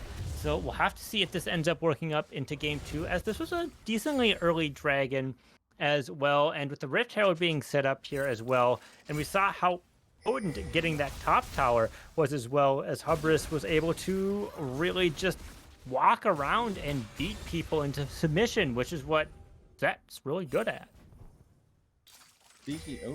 Liam is just going for a lot of these roams. Is just leaving Rishi in the lane by themselves, and just letting them be very self-sufficient. But Marriage is going to be looking for a potential hook here. Can she dodge it? She can't, and that's going to be a grab onto her. That's going to be the flay coming through, the ignite onto her. She's going to get quite low. The Super Mega Death Rocket's going to be getting the pickup, and Ubis now has a kill. Sorry, their second kill on the board. Yeah, really well set up there. The CC and everything, super potent. Lethal Lime can't be hooked into the mid lane, as Thresh's hook isn't that big, so one way to dodge it. All right, now Lethal Lime and Unwanted Soul are going to be going at it, but in the mid lane, Naz is going to be picking up Panda. So, bye-bye Vigar. Yeah, bye-bye Vigar, doing a nice disappear act. He usually makes the other champion disappear, but it looks like it's going to be Coffee Panda disappearing this time. Although they're not winning the mid lane, it looks like the bot lane is getting a nice advantage here as well. So a lot of gold onto a Jinx, very important. Of course, they've had their tier 2 boots for a while, getting the attack speed, like I said in the draft phase, super important for them. Them getting that Noon Quiver also going to be very important for them as well. Yeah, I think that Jinx is as we said before, you're going to be putting a lot of eggs in this basket, and she has a very good potential to carry this game. I mean, she had very good potential to carry last game, but was unable to. It was kind of a little bit of an insurmountable obstacle with a lot of these earlier objectives taken. And speaking of, we now have the Rift Herald on IMOX again, and Hubris could just potentially go for the first T1 here. That's going to be, the showstopper coming through. Please going to be getting quite low, and that's going to be the flash coming out of Fleet. And, does have TP, but at this point, Hubris might just be able to go for gold. Oh, that's going to be... Oh, the Forge God. Just trying to clear the wave to make sure that this tower doesn't go down too soon.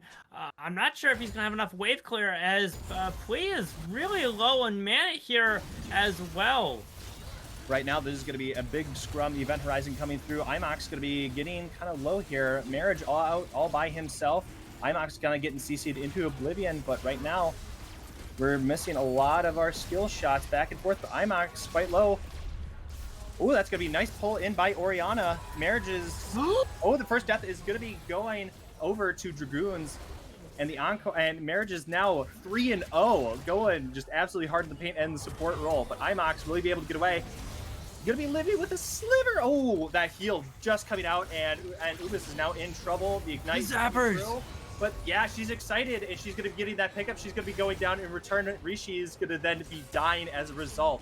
Massive shutdown going over to Rishi, but Ubis is just a monster right now. Yeah, they were up full 800 gold versus Rishi, but now it's closer to 1,200. And that's really important. They're able to get some more gold spent onto their kit here. They have about 1,000 more gold to spend here, which means they're going to be able to pick up that Kraken Slayer potentially if they want it. And that's going to be pretty potent. Of course, on the flip side, a dragon for a top tower, being able to stop that soul transition here, going to be very important here as well. And getting all of those kills on some of these more important carries and getting some gold onto your carries, of course, also going to be very nice there into this early game. Very even in the gold, despite the 9-4 kill difference here. And this is partly due to the CS difference, right? We have 30 in the top lane. We've got a nice, 10 into the jungle, a nice 30 into the mid lane here, and it's just even in the bot lane on red side. So this really does help for your composition for what you want here, and you're going to be able to get some more plates here into the mid lane, picking up 2 there. So you have a total of 7 plates on your team as well, and on the other side of the map, you only have 1. You only have 1 plate. Wow. That's a really big thing to be looking at here, because you have to consider you have an 8-1 bot lane right now, and you are only able to take 1 turret plate. Versus, as aforementioned, we have, was it 8 tower plates now gone? And obviously the first tower going on the top side of the map, so obviously... 7? Yeah, 5 in the top, 2 in the mid. Counting's hard, I'm sorry, guys. But right now, Bananas is in trouble. That's going to be a nice death sentence. That's going to be a flay away from the event horizon. The box is going to be a little bit... Ooh, that was a nice pull away from her. She's getting quite low. The Frostbite stacks, and the Primordial Burst is going to be coming through. Panda's going to be getting the pickup. Twisting Advance is going to be coming through, trying to slow them down the best they can. But Soul and Unwanted Marriage, are just going to be walking out of here just nicely. And I don't know if they can return some of these kills. They have Locket onto Thresh at this point in the game, which is extremely early to be seeing a Mythic on a support. Yeah, 4 kills will certainly do that for your support. And it's not like a Wanted Marriage has been like, yeah, I'm going to kill steal this. It's been like, no, I got to stop this execute from happening. And, well, they're not going to be quite able to pick this up, so I'm just going to get a death sentence with a nice hook here. So they've been playing it fairly well. And all the kills have been lining up onto the characters that they want, which is really nice. They're still down a little bit of gold here, but they're starting to get a little bit more even here. The early game has come to a close, and we'll have to see if Hubris is going to be able to do what they did last game to really set up their team for success. And right now, that's going to be Bananas here in trouble. Going to get rooted. Yeah, that's Super Mega Death Rocket. Yeah, that's going to be getting the pickup for Hubris again, but this is going to be a TP coming in from and Hubris. Is he going to be able to run them down? No, he's going to be walking away from this, but now that is going to be a dash over the wall. He might be trying to come back to help the rest of his team. Yeah, Unwanted Soul is going to be coming in from the sidelines. Marriage is going to be grabbing onto Mox, and Mox, I'm fairly certain, is going to be going down. Ubis is going to be getting the pickup, and now it's just Hubris by himself. Yeah, you can't really go into a 6-1 Jinx. Yeah, 6-1 Jinx. That pillar means that you can't walk up to them. And as an AD carry, I'm like, that sounds fantastic. I would like for you not to get into melee range as me. I will just hit you with my nice rocket launcher. Say hi here as I beat you. Very good here. Important thing to be looking at is across the board, we used all 3 of our TPs on the side of named subject. So it's unlikely that they're going to be able to rotate this dragon. We see Hubris go over to the top side of the map. And if Hubris isn't there, I don't know how effective your team fight is. It's still pretty decent, but with how the kills are going here, it's looking a little bit deceptive. The gold difference here is dead even. So this farm difference is going to be coming to be a little bit more important, as that's where you're going to get a lot of your XP. But even in that boat, we're even in the jungle, the top lane, the mid lane, we're a little bit behind. And in the support role, we're behind one as well. So even with that CS lead, they don't have the XP lead that they need. And they don't necessarily have the objective lead that they want, as it's 1-1 on towers and 1-1 dragons. Although the Rift Herald is going to be going down. Yes. And I think that's smart. I think that's a good kind of... Oh, absolutely. Yeah, I think that's fine to give up Dragon here on this sense, because right now it's Cloud Drake, which obviously is very nice to have for some of this extra movement speed. But I don't think it's as important as potentially Rift opening up more of this map for your team. Yeah, it's what I like to call a quality of life dragon. Just being able to walk to your lane a little bit faster is nice. Reducing the slows is nice. But it's not like you're walking into an Ashe or something. Lee is in trouble here. Hubris unable to get the pullback with the Unstoppable proc. This is going to be called the Forge God coming through. Going to be getting the double knockup. Yeah, Subjugate coming into play there as well. That's going to be a nice encore. Rishi tried to get away from it, but that's going to be double pulling them together. But the Glacial Prison coming out. Banana is going to be going down, and Ubis has that kill. He is excited. He's going to be throwing in this damage and going to get the pickup onto Lethal Lime. And now that's going to be not a triple kill, but Pan is going to be getting that last kill onto Rishi. And that's going to be 3 of them going down. Yeah, a lot of ultimates going in there. The Super Mega Death Rocket and the Primordial Surge there from coming out of Coffee Panda there. Also really important. And the mid tower coming here. And we saw that lead to some pretty big game changes in Game 1 when they ended up taking 2 mid towers on this side of Name Subject to Change. So with this being reversed, this is a very different territory. So it's very possible that Dragoons are going to win this with having a gold lead here of 2,000 into the mid game at 18 minutes. Very good for them. Of course, it's very important that they're going to be able to protect Ubis here. Otherwise, that's a lot of their gold and a lot of their damage, as well as Coffee Panda is only going to be able to take out like one big target. And there's so many threats, even though it might not look like it with the kill differences. They have the damage to take out a lot of these champions. I think an important thing is that when Plee is on the top side all by himself, I do not think it is worth it to throw Imox and Hubris at him. I think you need Hubris all by himself up there, and I think you need Imox with the team. Because at that point, Sejuani's able to just jump in freely, and there's no one to use Subjugate on her, so then you can blow her up. So I think it's... I think there was a little bit of a gaffe on the side of Name Subject. But... Yeah, it seemed unnecessary, right? Because like brawlers beat tanks 9 times out of 10. Yes. Yeah. And so they don't need that jungler, which means you're spending more resources on a winning side, and they didn't really get that much out of spending 2 resources there, which means the return on the other side meant that they were able to get more value out of that, because they overspent in some areas. They didn't budget their power. Absolutely. And right now, Imox and potentially something. They might have to go for a 1-3-1. I don't know how well you can team fight at this portion of the game. Like you do have vision and choke points make landing these skill shots more important here. And there's a lot more terrain here for Pui to land here as well. And the baby cage gonna take up a lot more. Call of the Forge God gonna land up here into the chompers as well and catch out the Lethal Lime here, who's died 5 times in 20 minutes.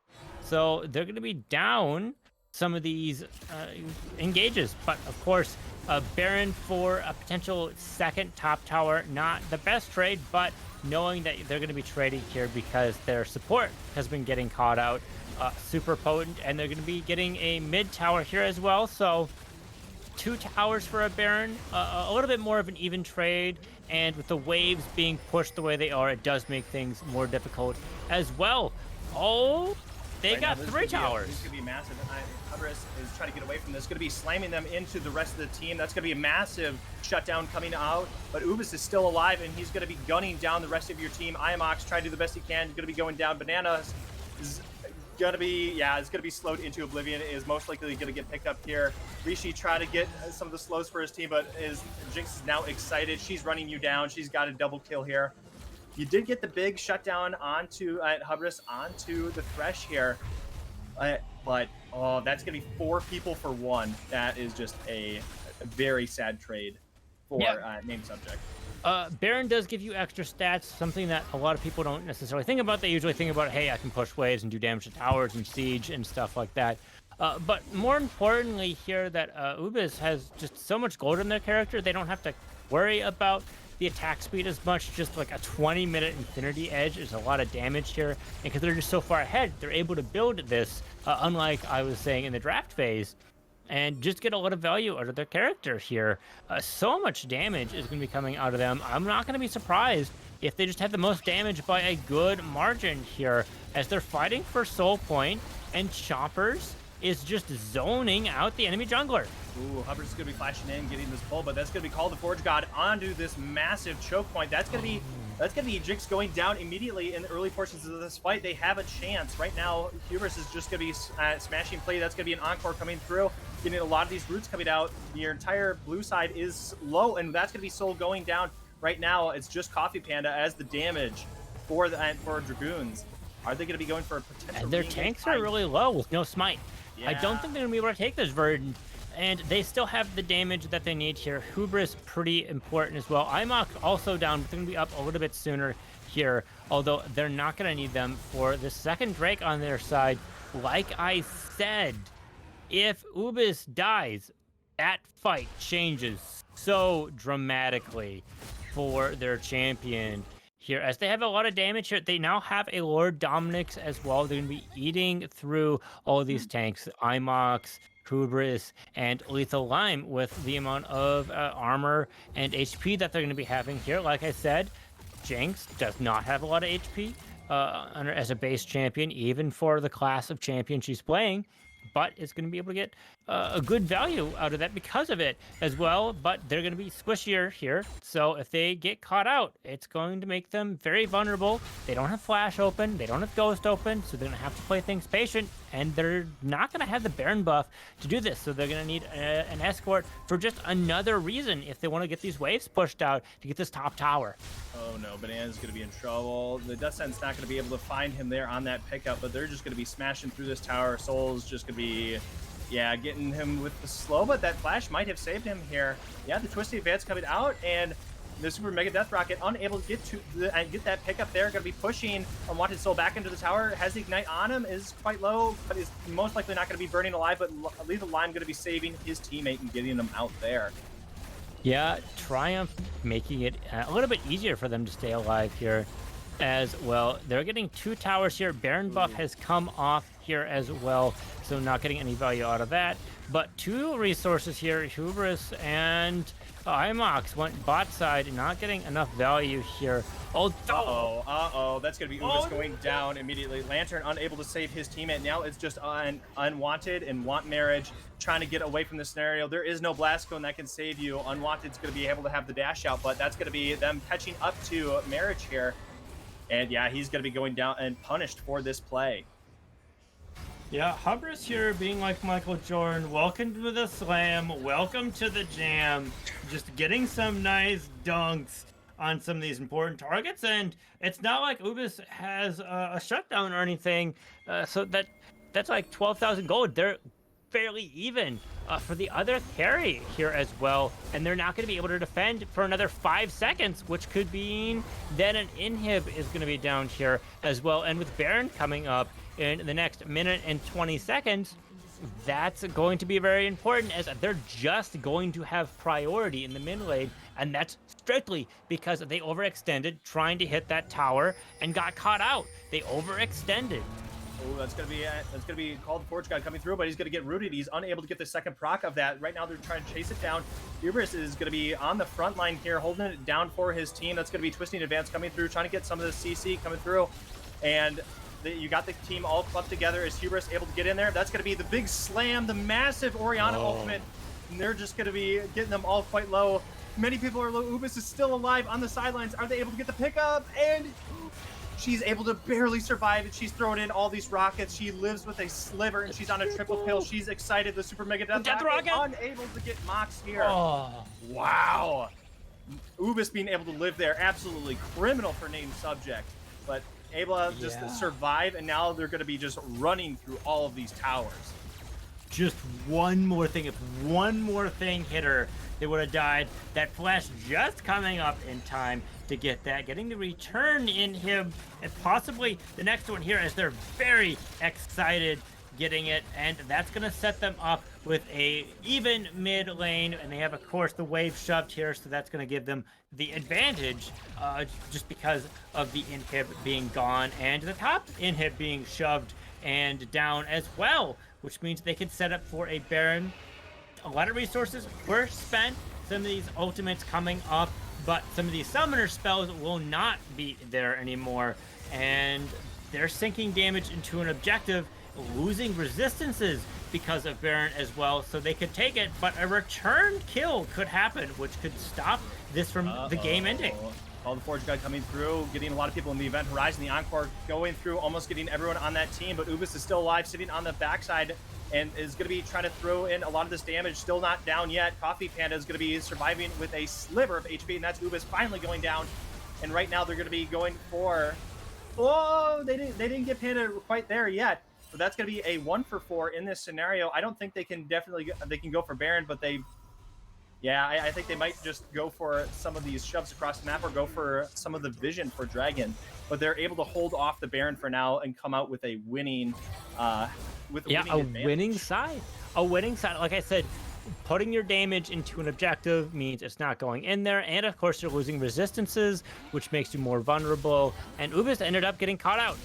If Ubis gets caught out, they lose the fight. That's what's happened every single time with this, and this has resulted in objectives being taken, gold exchanging hands, and of course a gold lead being a little bit more reduced here, as we're still at a 2,000, or I should say returning to a 2,000 gold difference here on the side of T11. So, this game is subject to change. We'll see who's going to be coming out on top here. It's been mostly even.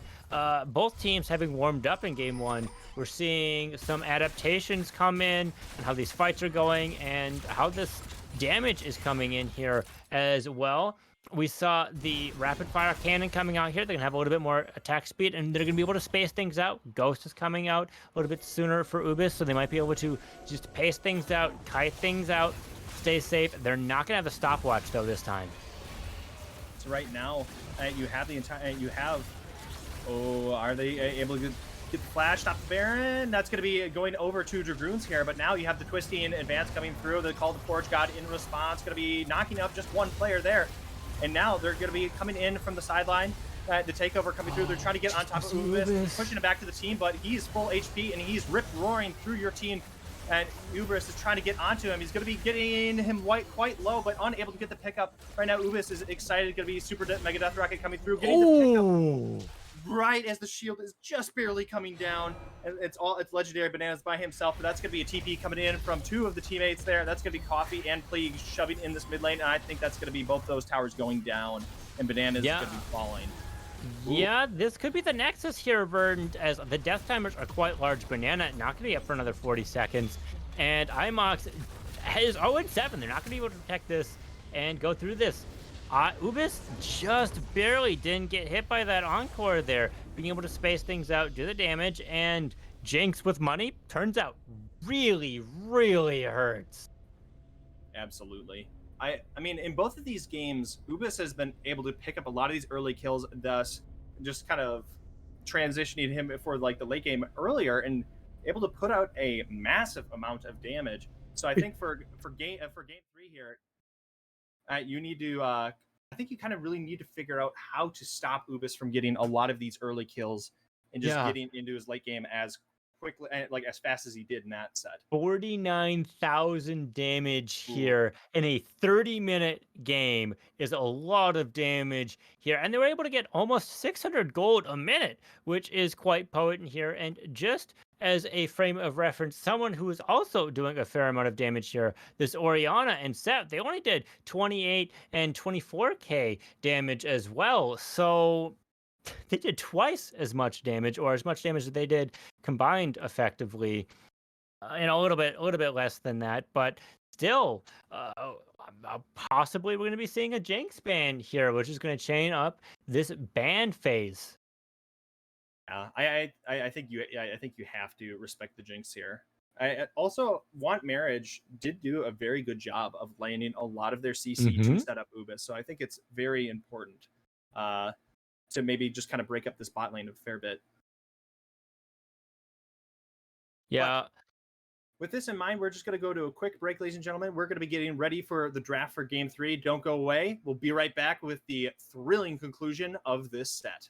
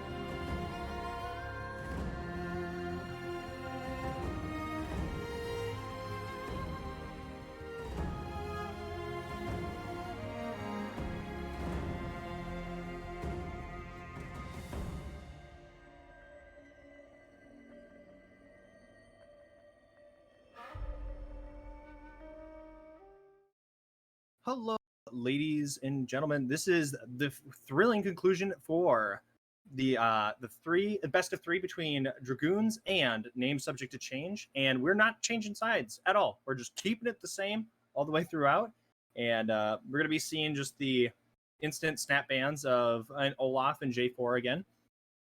We're still gonna be including this Wukong into the ban list. Olaf just kind of like says, screw your composition. I am Angry Boy. I'm going to run down your team, specifically your very strong AD carry.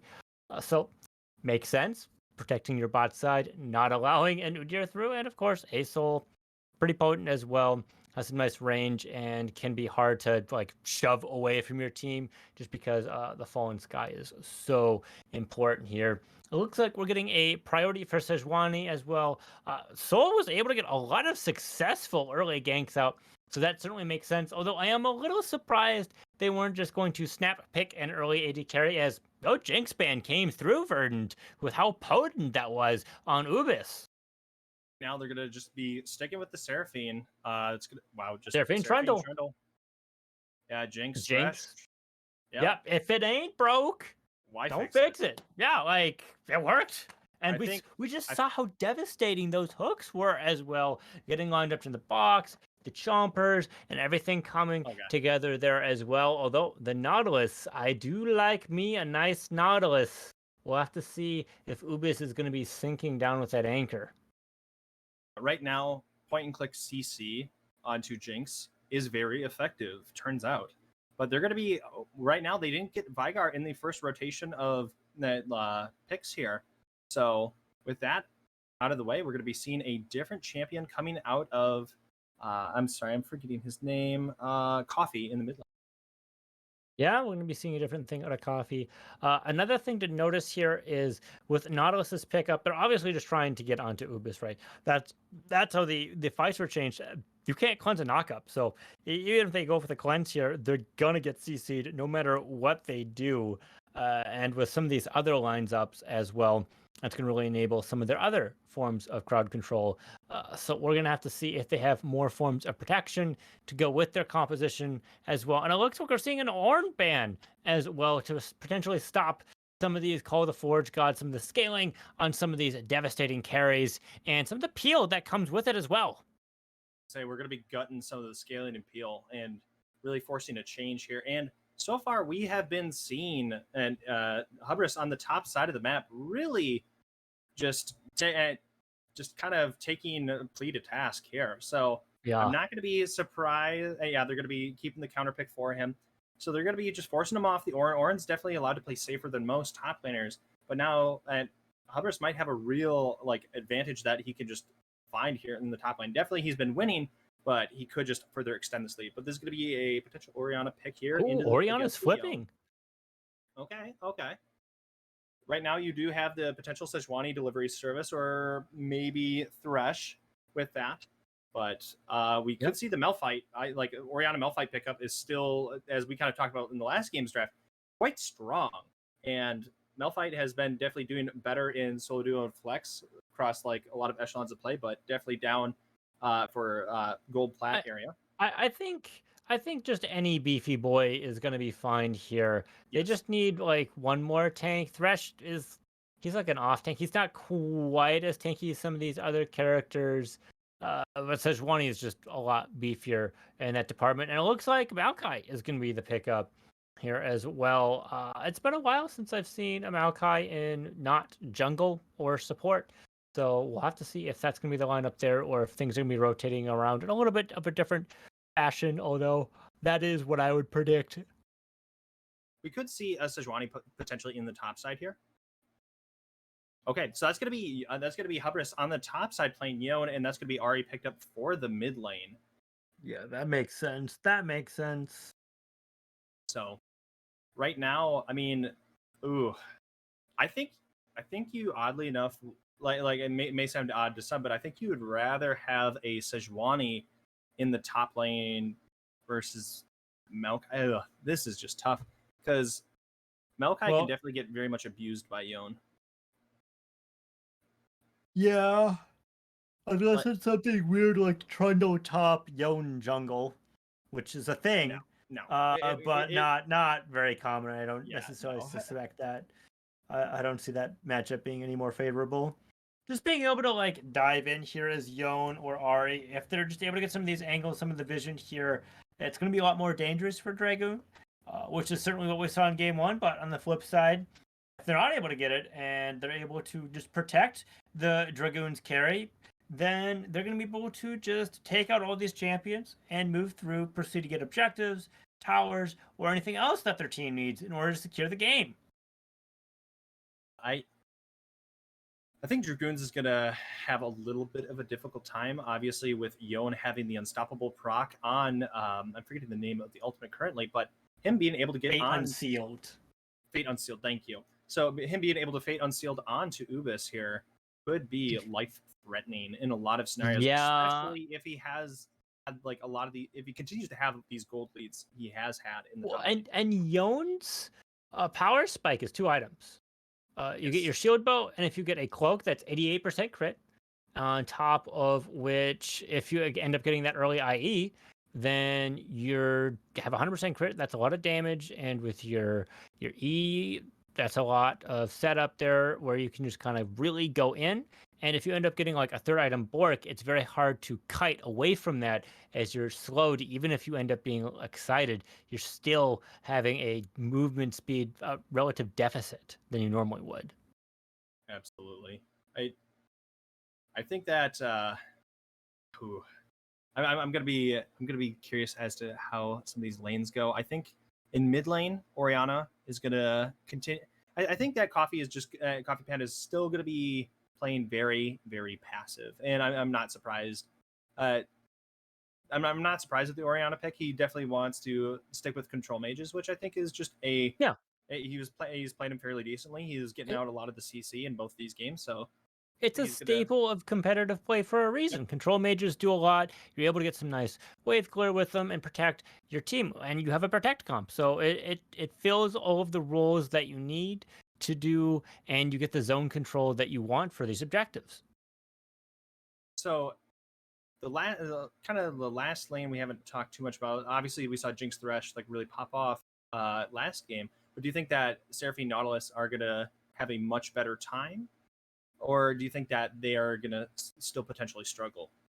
Nautilus and Maokai, in my brain, are comparable in tankiness.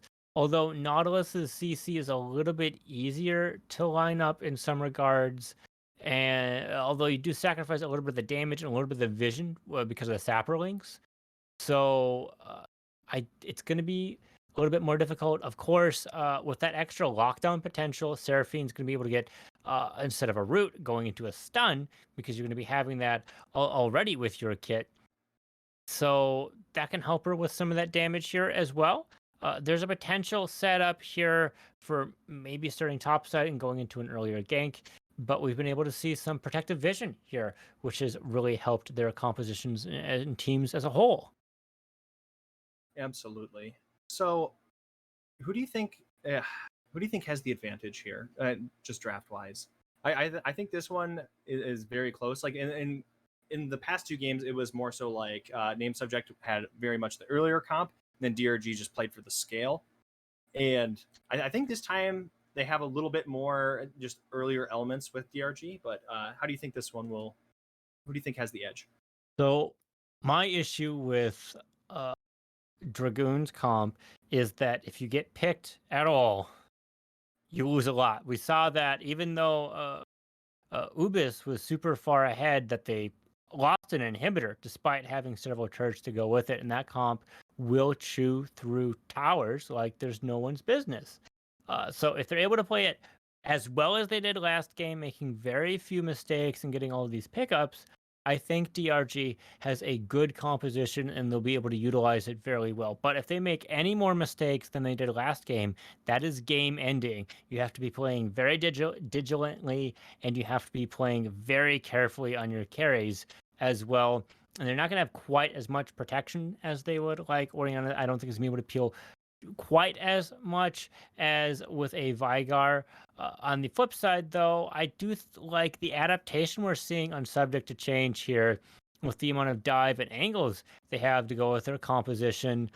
That being said, I'm not sure if their power spikes are going to be quite enough to go through it. So Dragoon, I think, has a slight edge, but not by much. I think I would have to agree. I think that like having Unwanted Soul on Sejuani here. I mean, we've seen him obviously have the Zach and Sej, but has been finding a lot of value. And IMOX had some fairly decent success on the Wukong being able to dive in, but being reactionary, he has been a little bit faltering. So I think I will have to go for Dragoon here. I think they'll find a lot more early value and just be able to play for the Jinx again, and you have good peel off. I think you don't have better than you did last game, but I think you still just have very good ones. But we are getting close to Game 3 starting. We are going to be right back after the spectator delay runs on out. Don't go anywhere. Grab your popcorn. This is going to be an action-packed Game 3.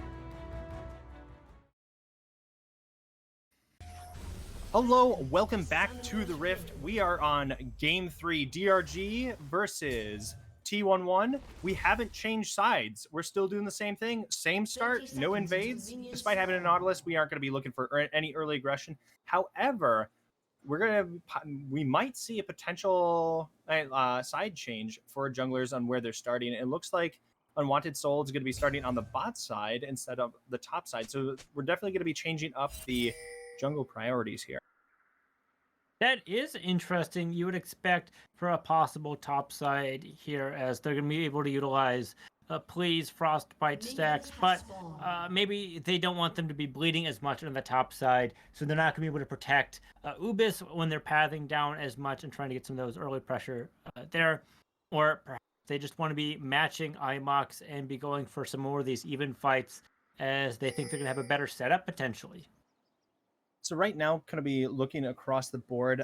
I'm not surprised to see some of these runes for the side of name subject, but for the DRG side, you do have Phase Rush on Orianna, so she's going to be trying to play, I would assume, a little bit more of a passive lane instead of going for maybe like Summon Aerie here and trying to go for a little bit more of kind of the poke and trade in lane. And then we're going to be seeing also Phase Rush on Unwanted Soul. That definitely is usually more likened to going for a tank setup. If you go like first strike, you usually go for the AP Bruiser style. So we're just going to be seeing a lot of lockdown and a lot of tanks coming in from DRG again. Tanks is what they need for a protect comp, so that certainly makes a lot of sense here, Verdant, with your little bit of analysis. And of course, topside, same sort of jam as last time. early level 2 lead here, slow pushing in, trying to get the setup, trying to force out an early TP. Make sure Plee is just going to be down on some of this farm here. So right now, Hubris is just trying to get this shoved in, potentially go for a cheetah recall before Unwanted Soul is able to make it into the top side of the map. He did skip over Wolves, so he might really be trying to look for a top angle here and try to help out Plee the best he can. Yeah, they could be trying to go for that. Yone, pretty big dive potential for their composition, so just being able to make sure he doesn't get the gold, XP, or anything else that he needs in order to pop off is very important for them, although he does have the ward he needs. And just look at that damage already at level 3. The minion wave being stacked quite large could force some stuff out here, but it looks like Unwanted Soul predicted how this is going to be lined up, and we're seeing a fight here in the top lane. Yeah, there's a massive minion wave. The Glacial is going to be coming through, and that's going to be first blood going over to Hubris. And now he's going to be forcing a flash out of Unwanted Soul. Going to be just outplaying this gank. And Unwanted Soul definitely had a very good angle there, but unable to get the pickup fast enough. And the Glacial, the Frostbite stacks were unable to get there. So Hubris really coming out on the winning end of this play. And Imox level 4 going to be just pushing into Soul. Soul had to take a massive loss of CS here. And and a flash just to try to make this play work. Please down flash, teleport as well. Minions do so much damage early on here, which means Hubris is going to be able to pick up a triple dagger here. Super important for them as well. And this is the first gank we've seen Unwanted Soul not go well for them, which is not good news for Dragoon, as that was a large portion to their formula to winning games, or making sure the early game went better for them. Unwanted Soul might just get pinched here. Obviously going to be running towards the bot side of the map. Mox and Banana wanted to look for something. They're going to be picking up that the Rift Scuttler, but right now, and he traded out the triple dagger for upgraded attack Berserker boots on the top side, which very, very strong spike for Yone in this early game. A very strong spike indeed. Do you think this change in how the early game's gone has been because of the way that Unwanted Soul started their jungler? From the last 2 games, they were starting the opposite side of the map. Do you think that's a part of why this game is different already?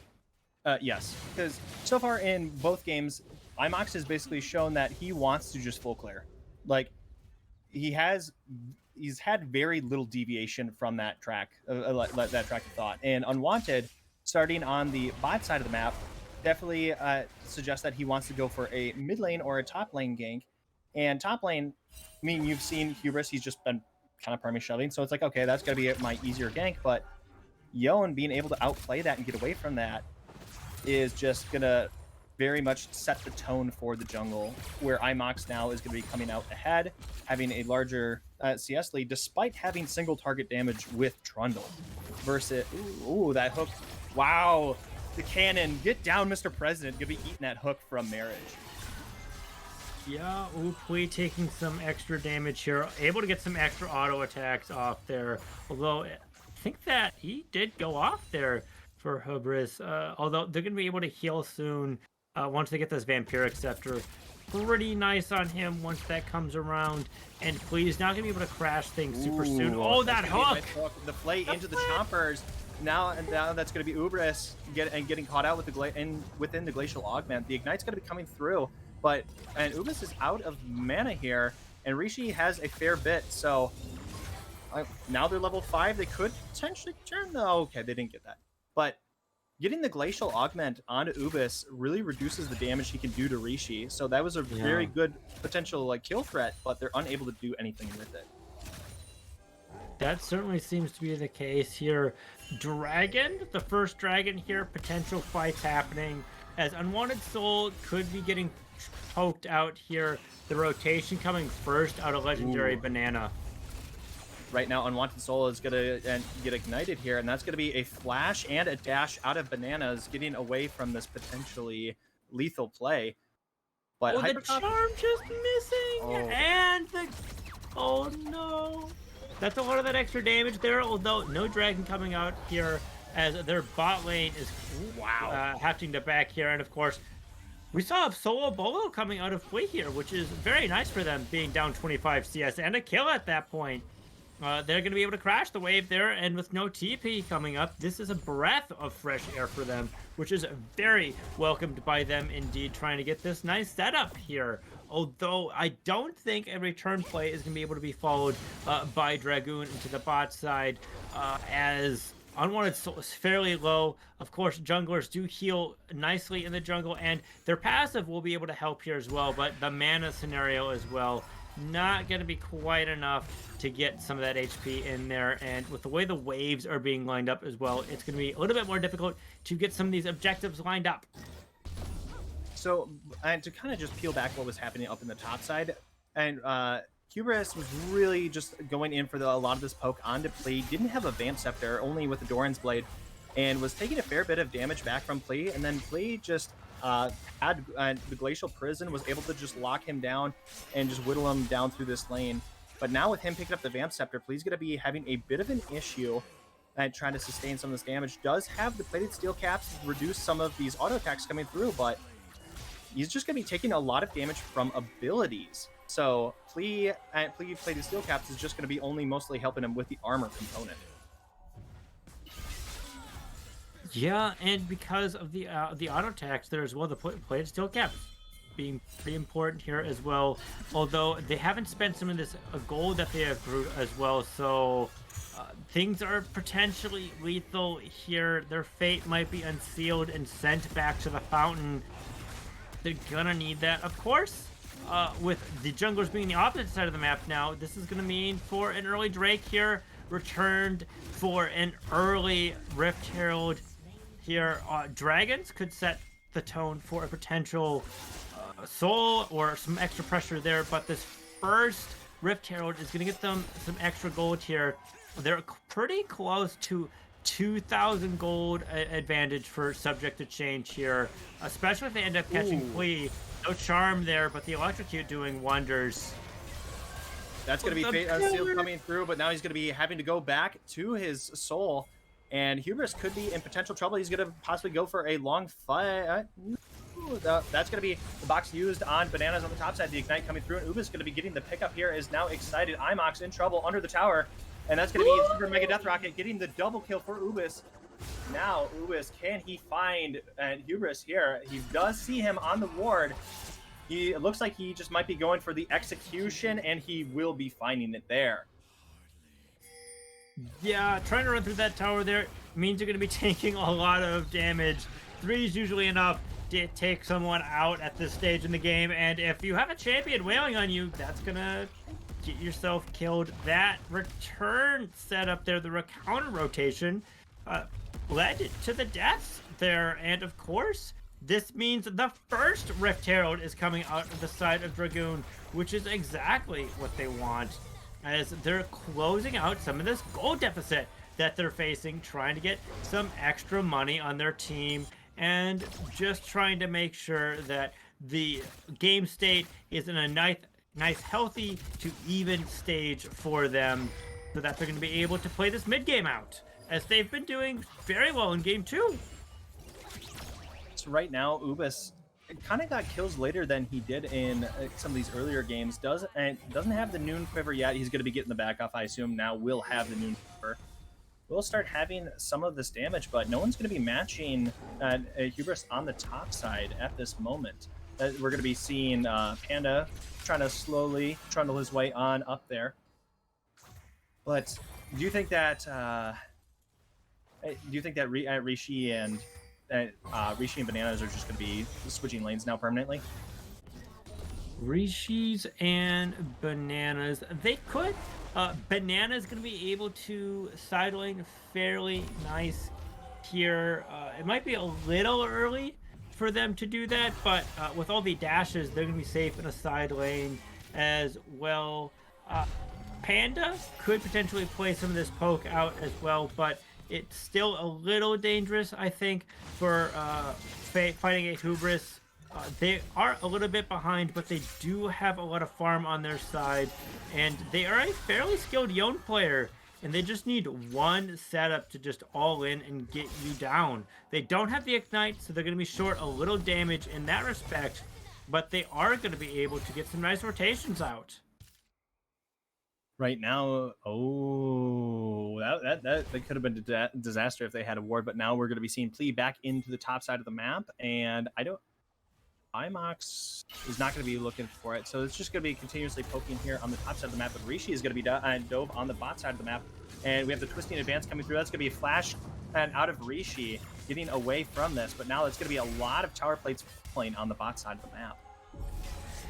Yeah, and we know what gold does on Ubis here, super potent, although all of these plates are being shared amongst 3 characters, so less gold going onto them individually, although no tower's fallen yet, so that objective for the first tower is going to be going onto them, which is super nice, and they have magical footwear as well, which is some free gold onto them as well. Right, so that's going to be first turret. The local gold's going to be split between the 2 of them, but Plea is unable to turn this around onto both of these players. But right now we're kind of seeing what happened a lot in game 2 where what? Oh geez, we're gonna be having a big fight here on the bot side. Ubis in potential trouble. The Encore just missing. That's gonna be a Root coming in from Lethal Lime, getting these knockups, and that's gonna be the shutdown going over to Lethal Lime. Ooh, yeah, you hate, obviously very good to shut down the Jinx, but you hate to see it go over to the Nautilus. Yeah, I mean, just being able to get that shot down there, very important for their team. Nautilus is going to be a little bit more beefy. Legendary Banana had a good charm, which means that even though that Ubis was going to get lanterned away by Marriage, who had a very good lantern, the point and click was going through, getting some knockups there that they're not going to be able to deal with, and the kill landed through, which means they're going to be getting some more gold onto their characters as well. And then, of course, on the top side, we had a nice fight play out as well, and we're seeing some nice damage come in here as well, and they're getting some health back because of this Vampiric Scepter. Ooh. Their Mythic is going to be very important here. The Anchor Grab almost finding an unwanted there, but now they're going to be trying to set up for this.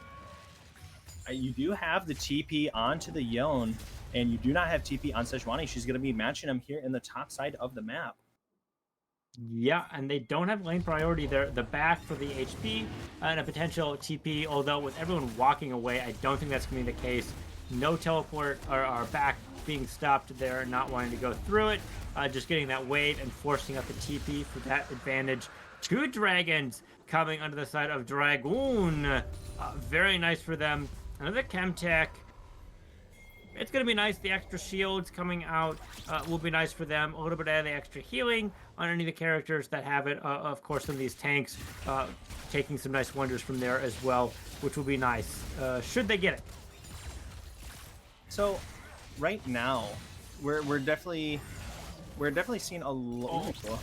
Very close. We're going to be seeing a lot of objectives this game going over to Dragoons here, but they are losing kind of map wide when it does come to the EXP and the EXP and a lot of the CS.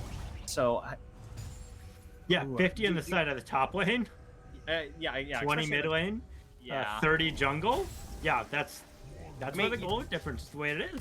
I mean, you have picked an aggro pick for Bananas here, and he's been unable to really find any of these like frag out kills. So I think that could be just like a potentially concerning issue.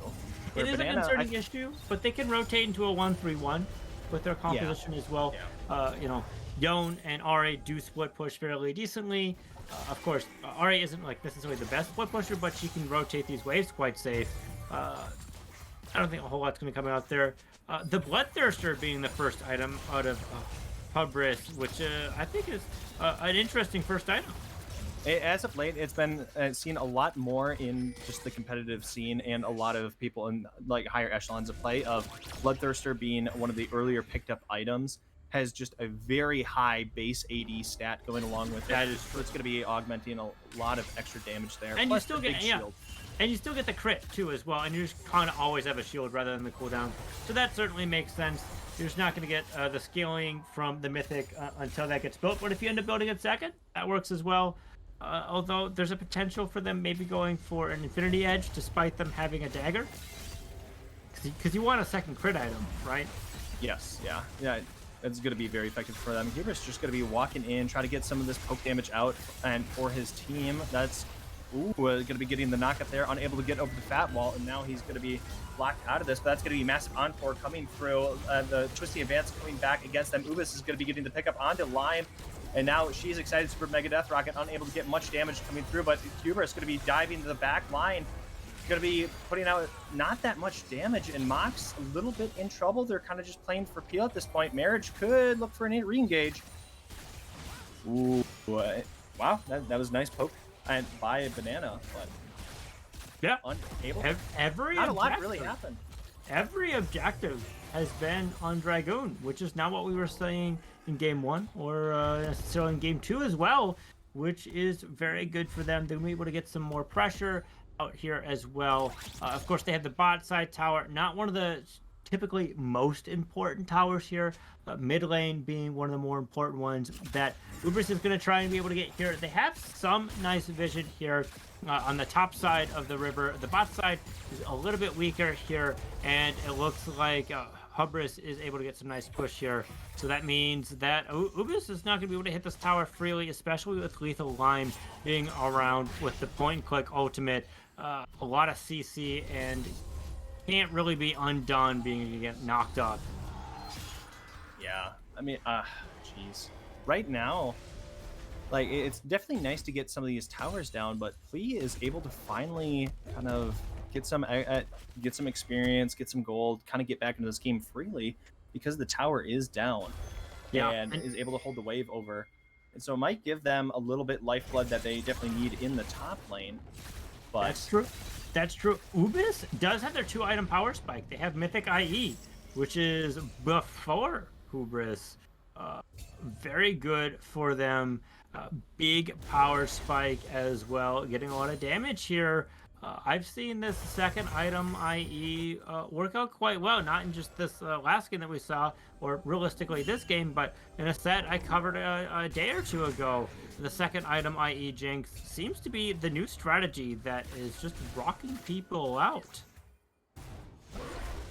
Ooh, so right now we have 20 seconds before this dragon. We do have Yone in the top side. He does have TP. We have Rift Herald being dropped mid. Ooh, this is going to be a potentially tough setup here. That's going to be mid tower falling down. You most likely have to stop the second charge of Shelly. That's going to be TP coming in from Flea. And that's going to be Hubris kind of trying to dive the back line, unable to find Ubis here. That's going to be a massive pillar, knocking 3 of them back, pushing them away from the rest of the squad. They're going to be reconvening towards the dragon. You do have Coffee, who is away from the rest of his team. So this is a 4v5 at moment. Legendary trying to go for a potential flank here against Ubis, but is going to be spotted out on the ward right now. Hubris is going to be coming in on the right sideline.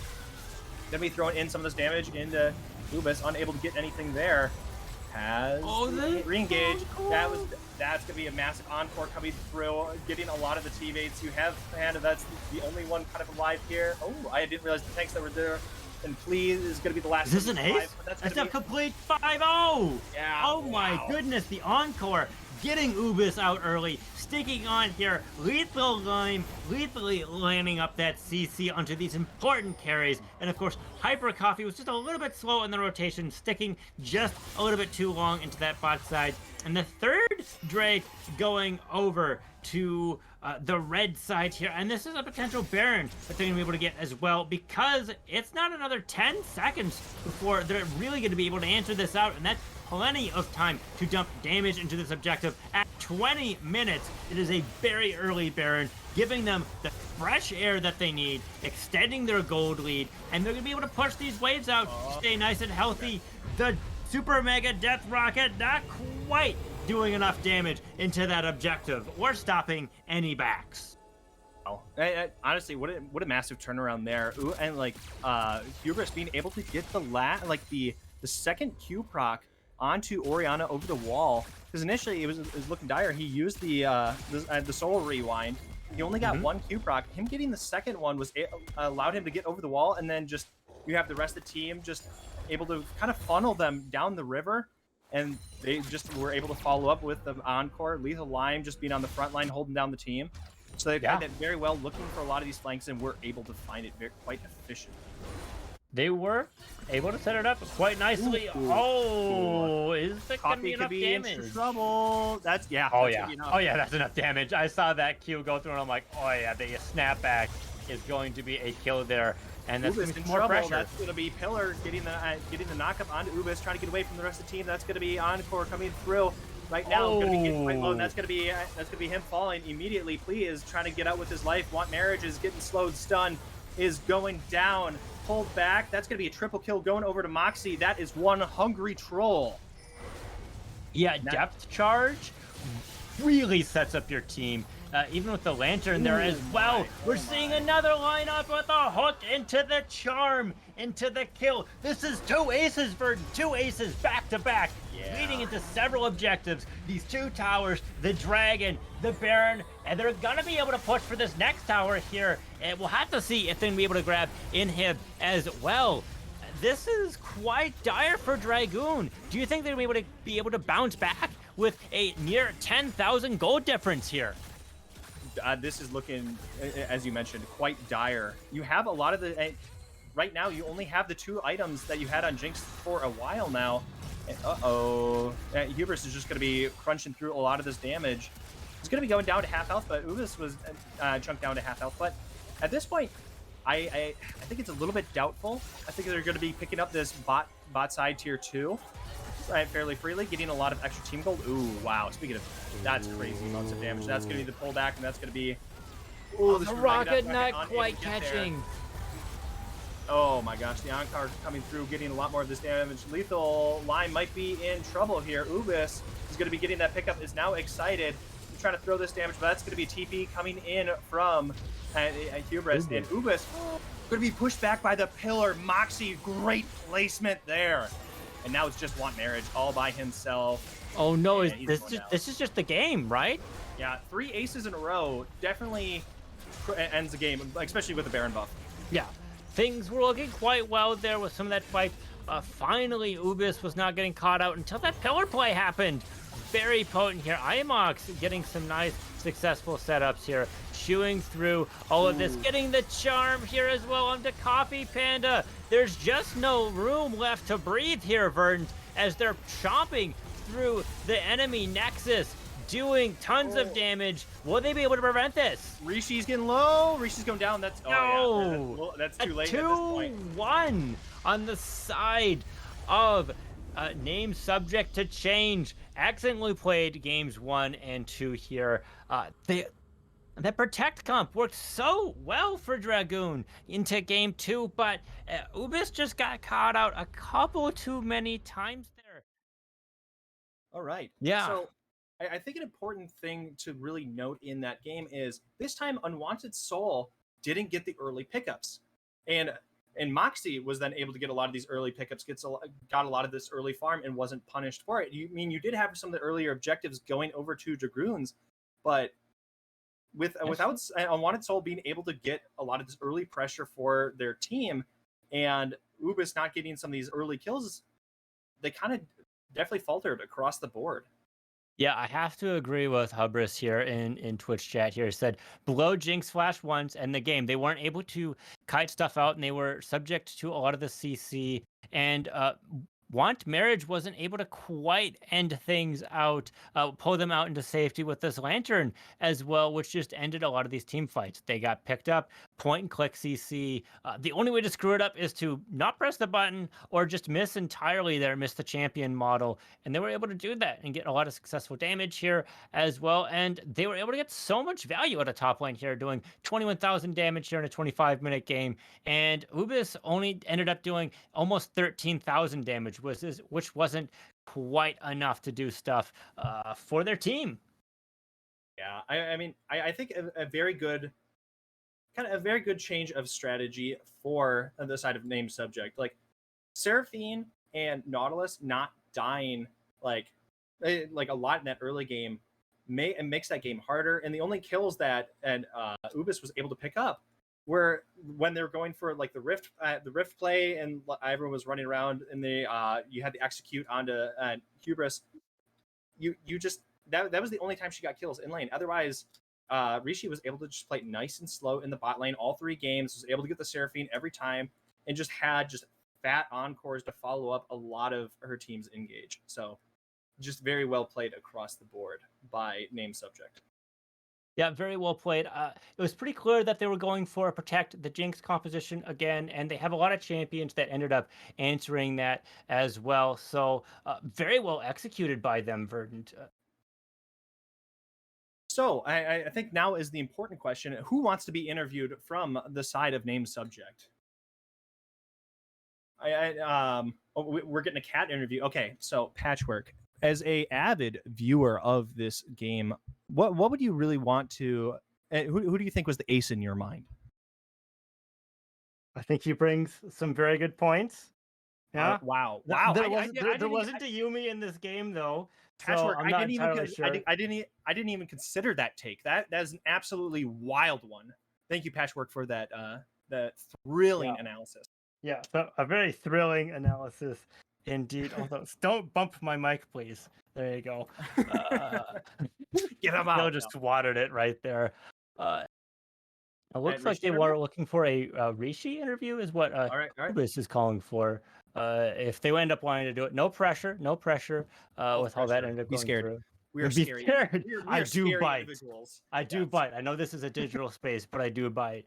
Yeah. All right. Oh yeah, don't forget Brick Regimen.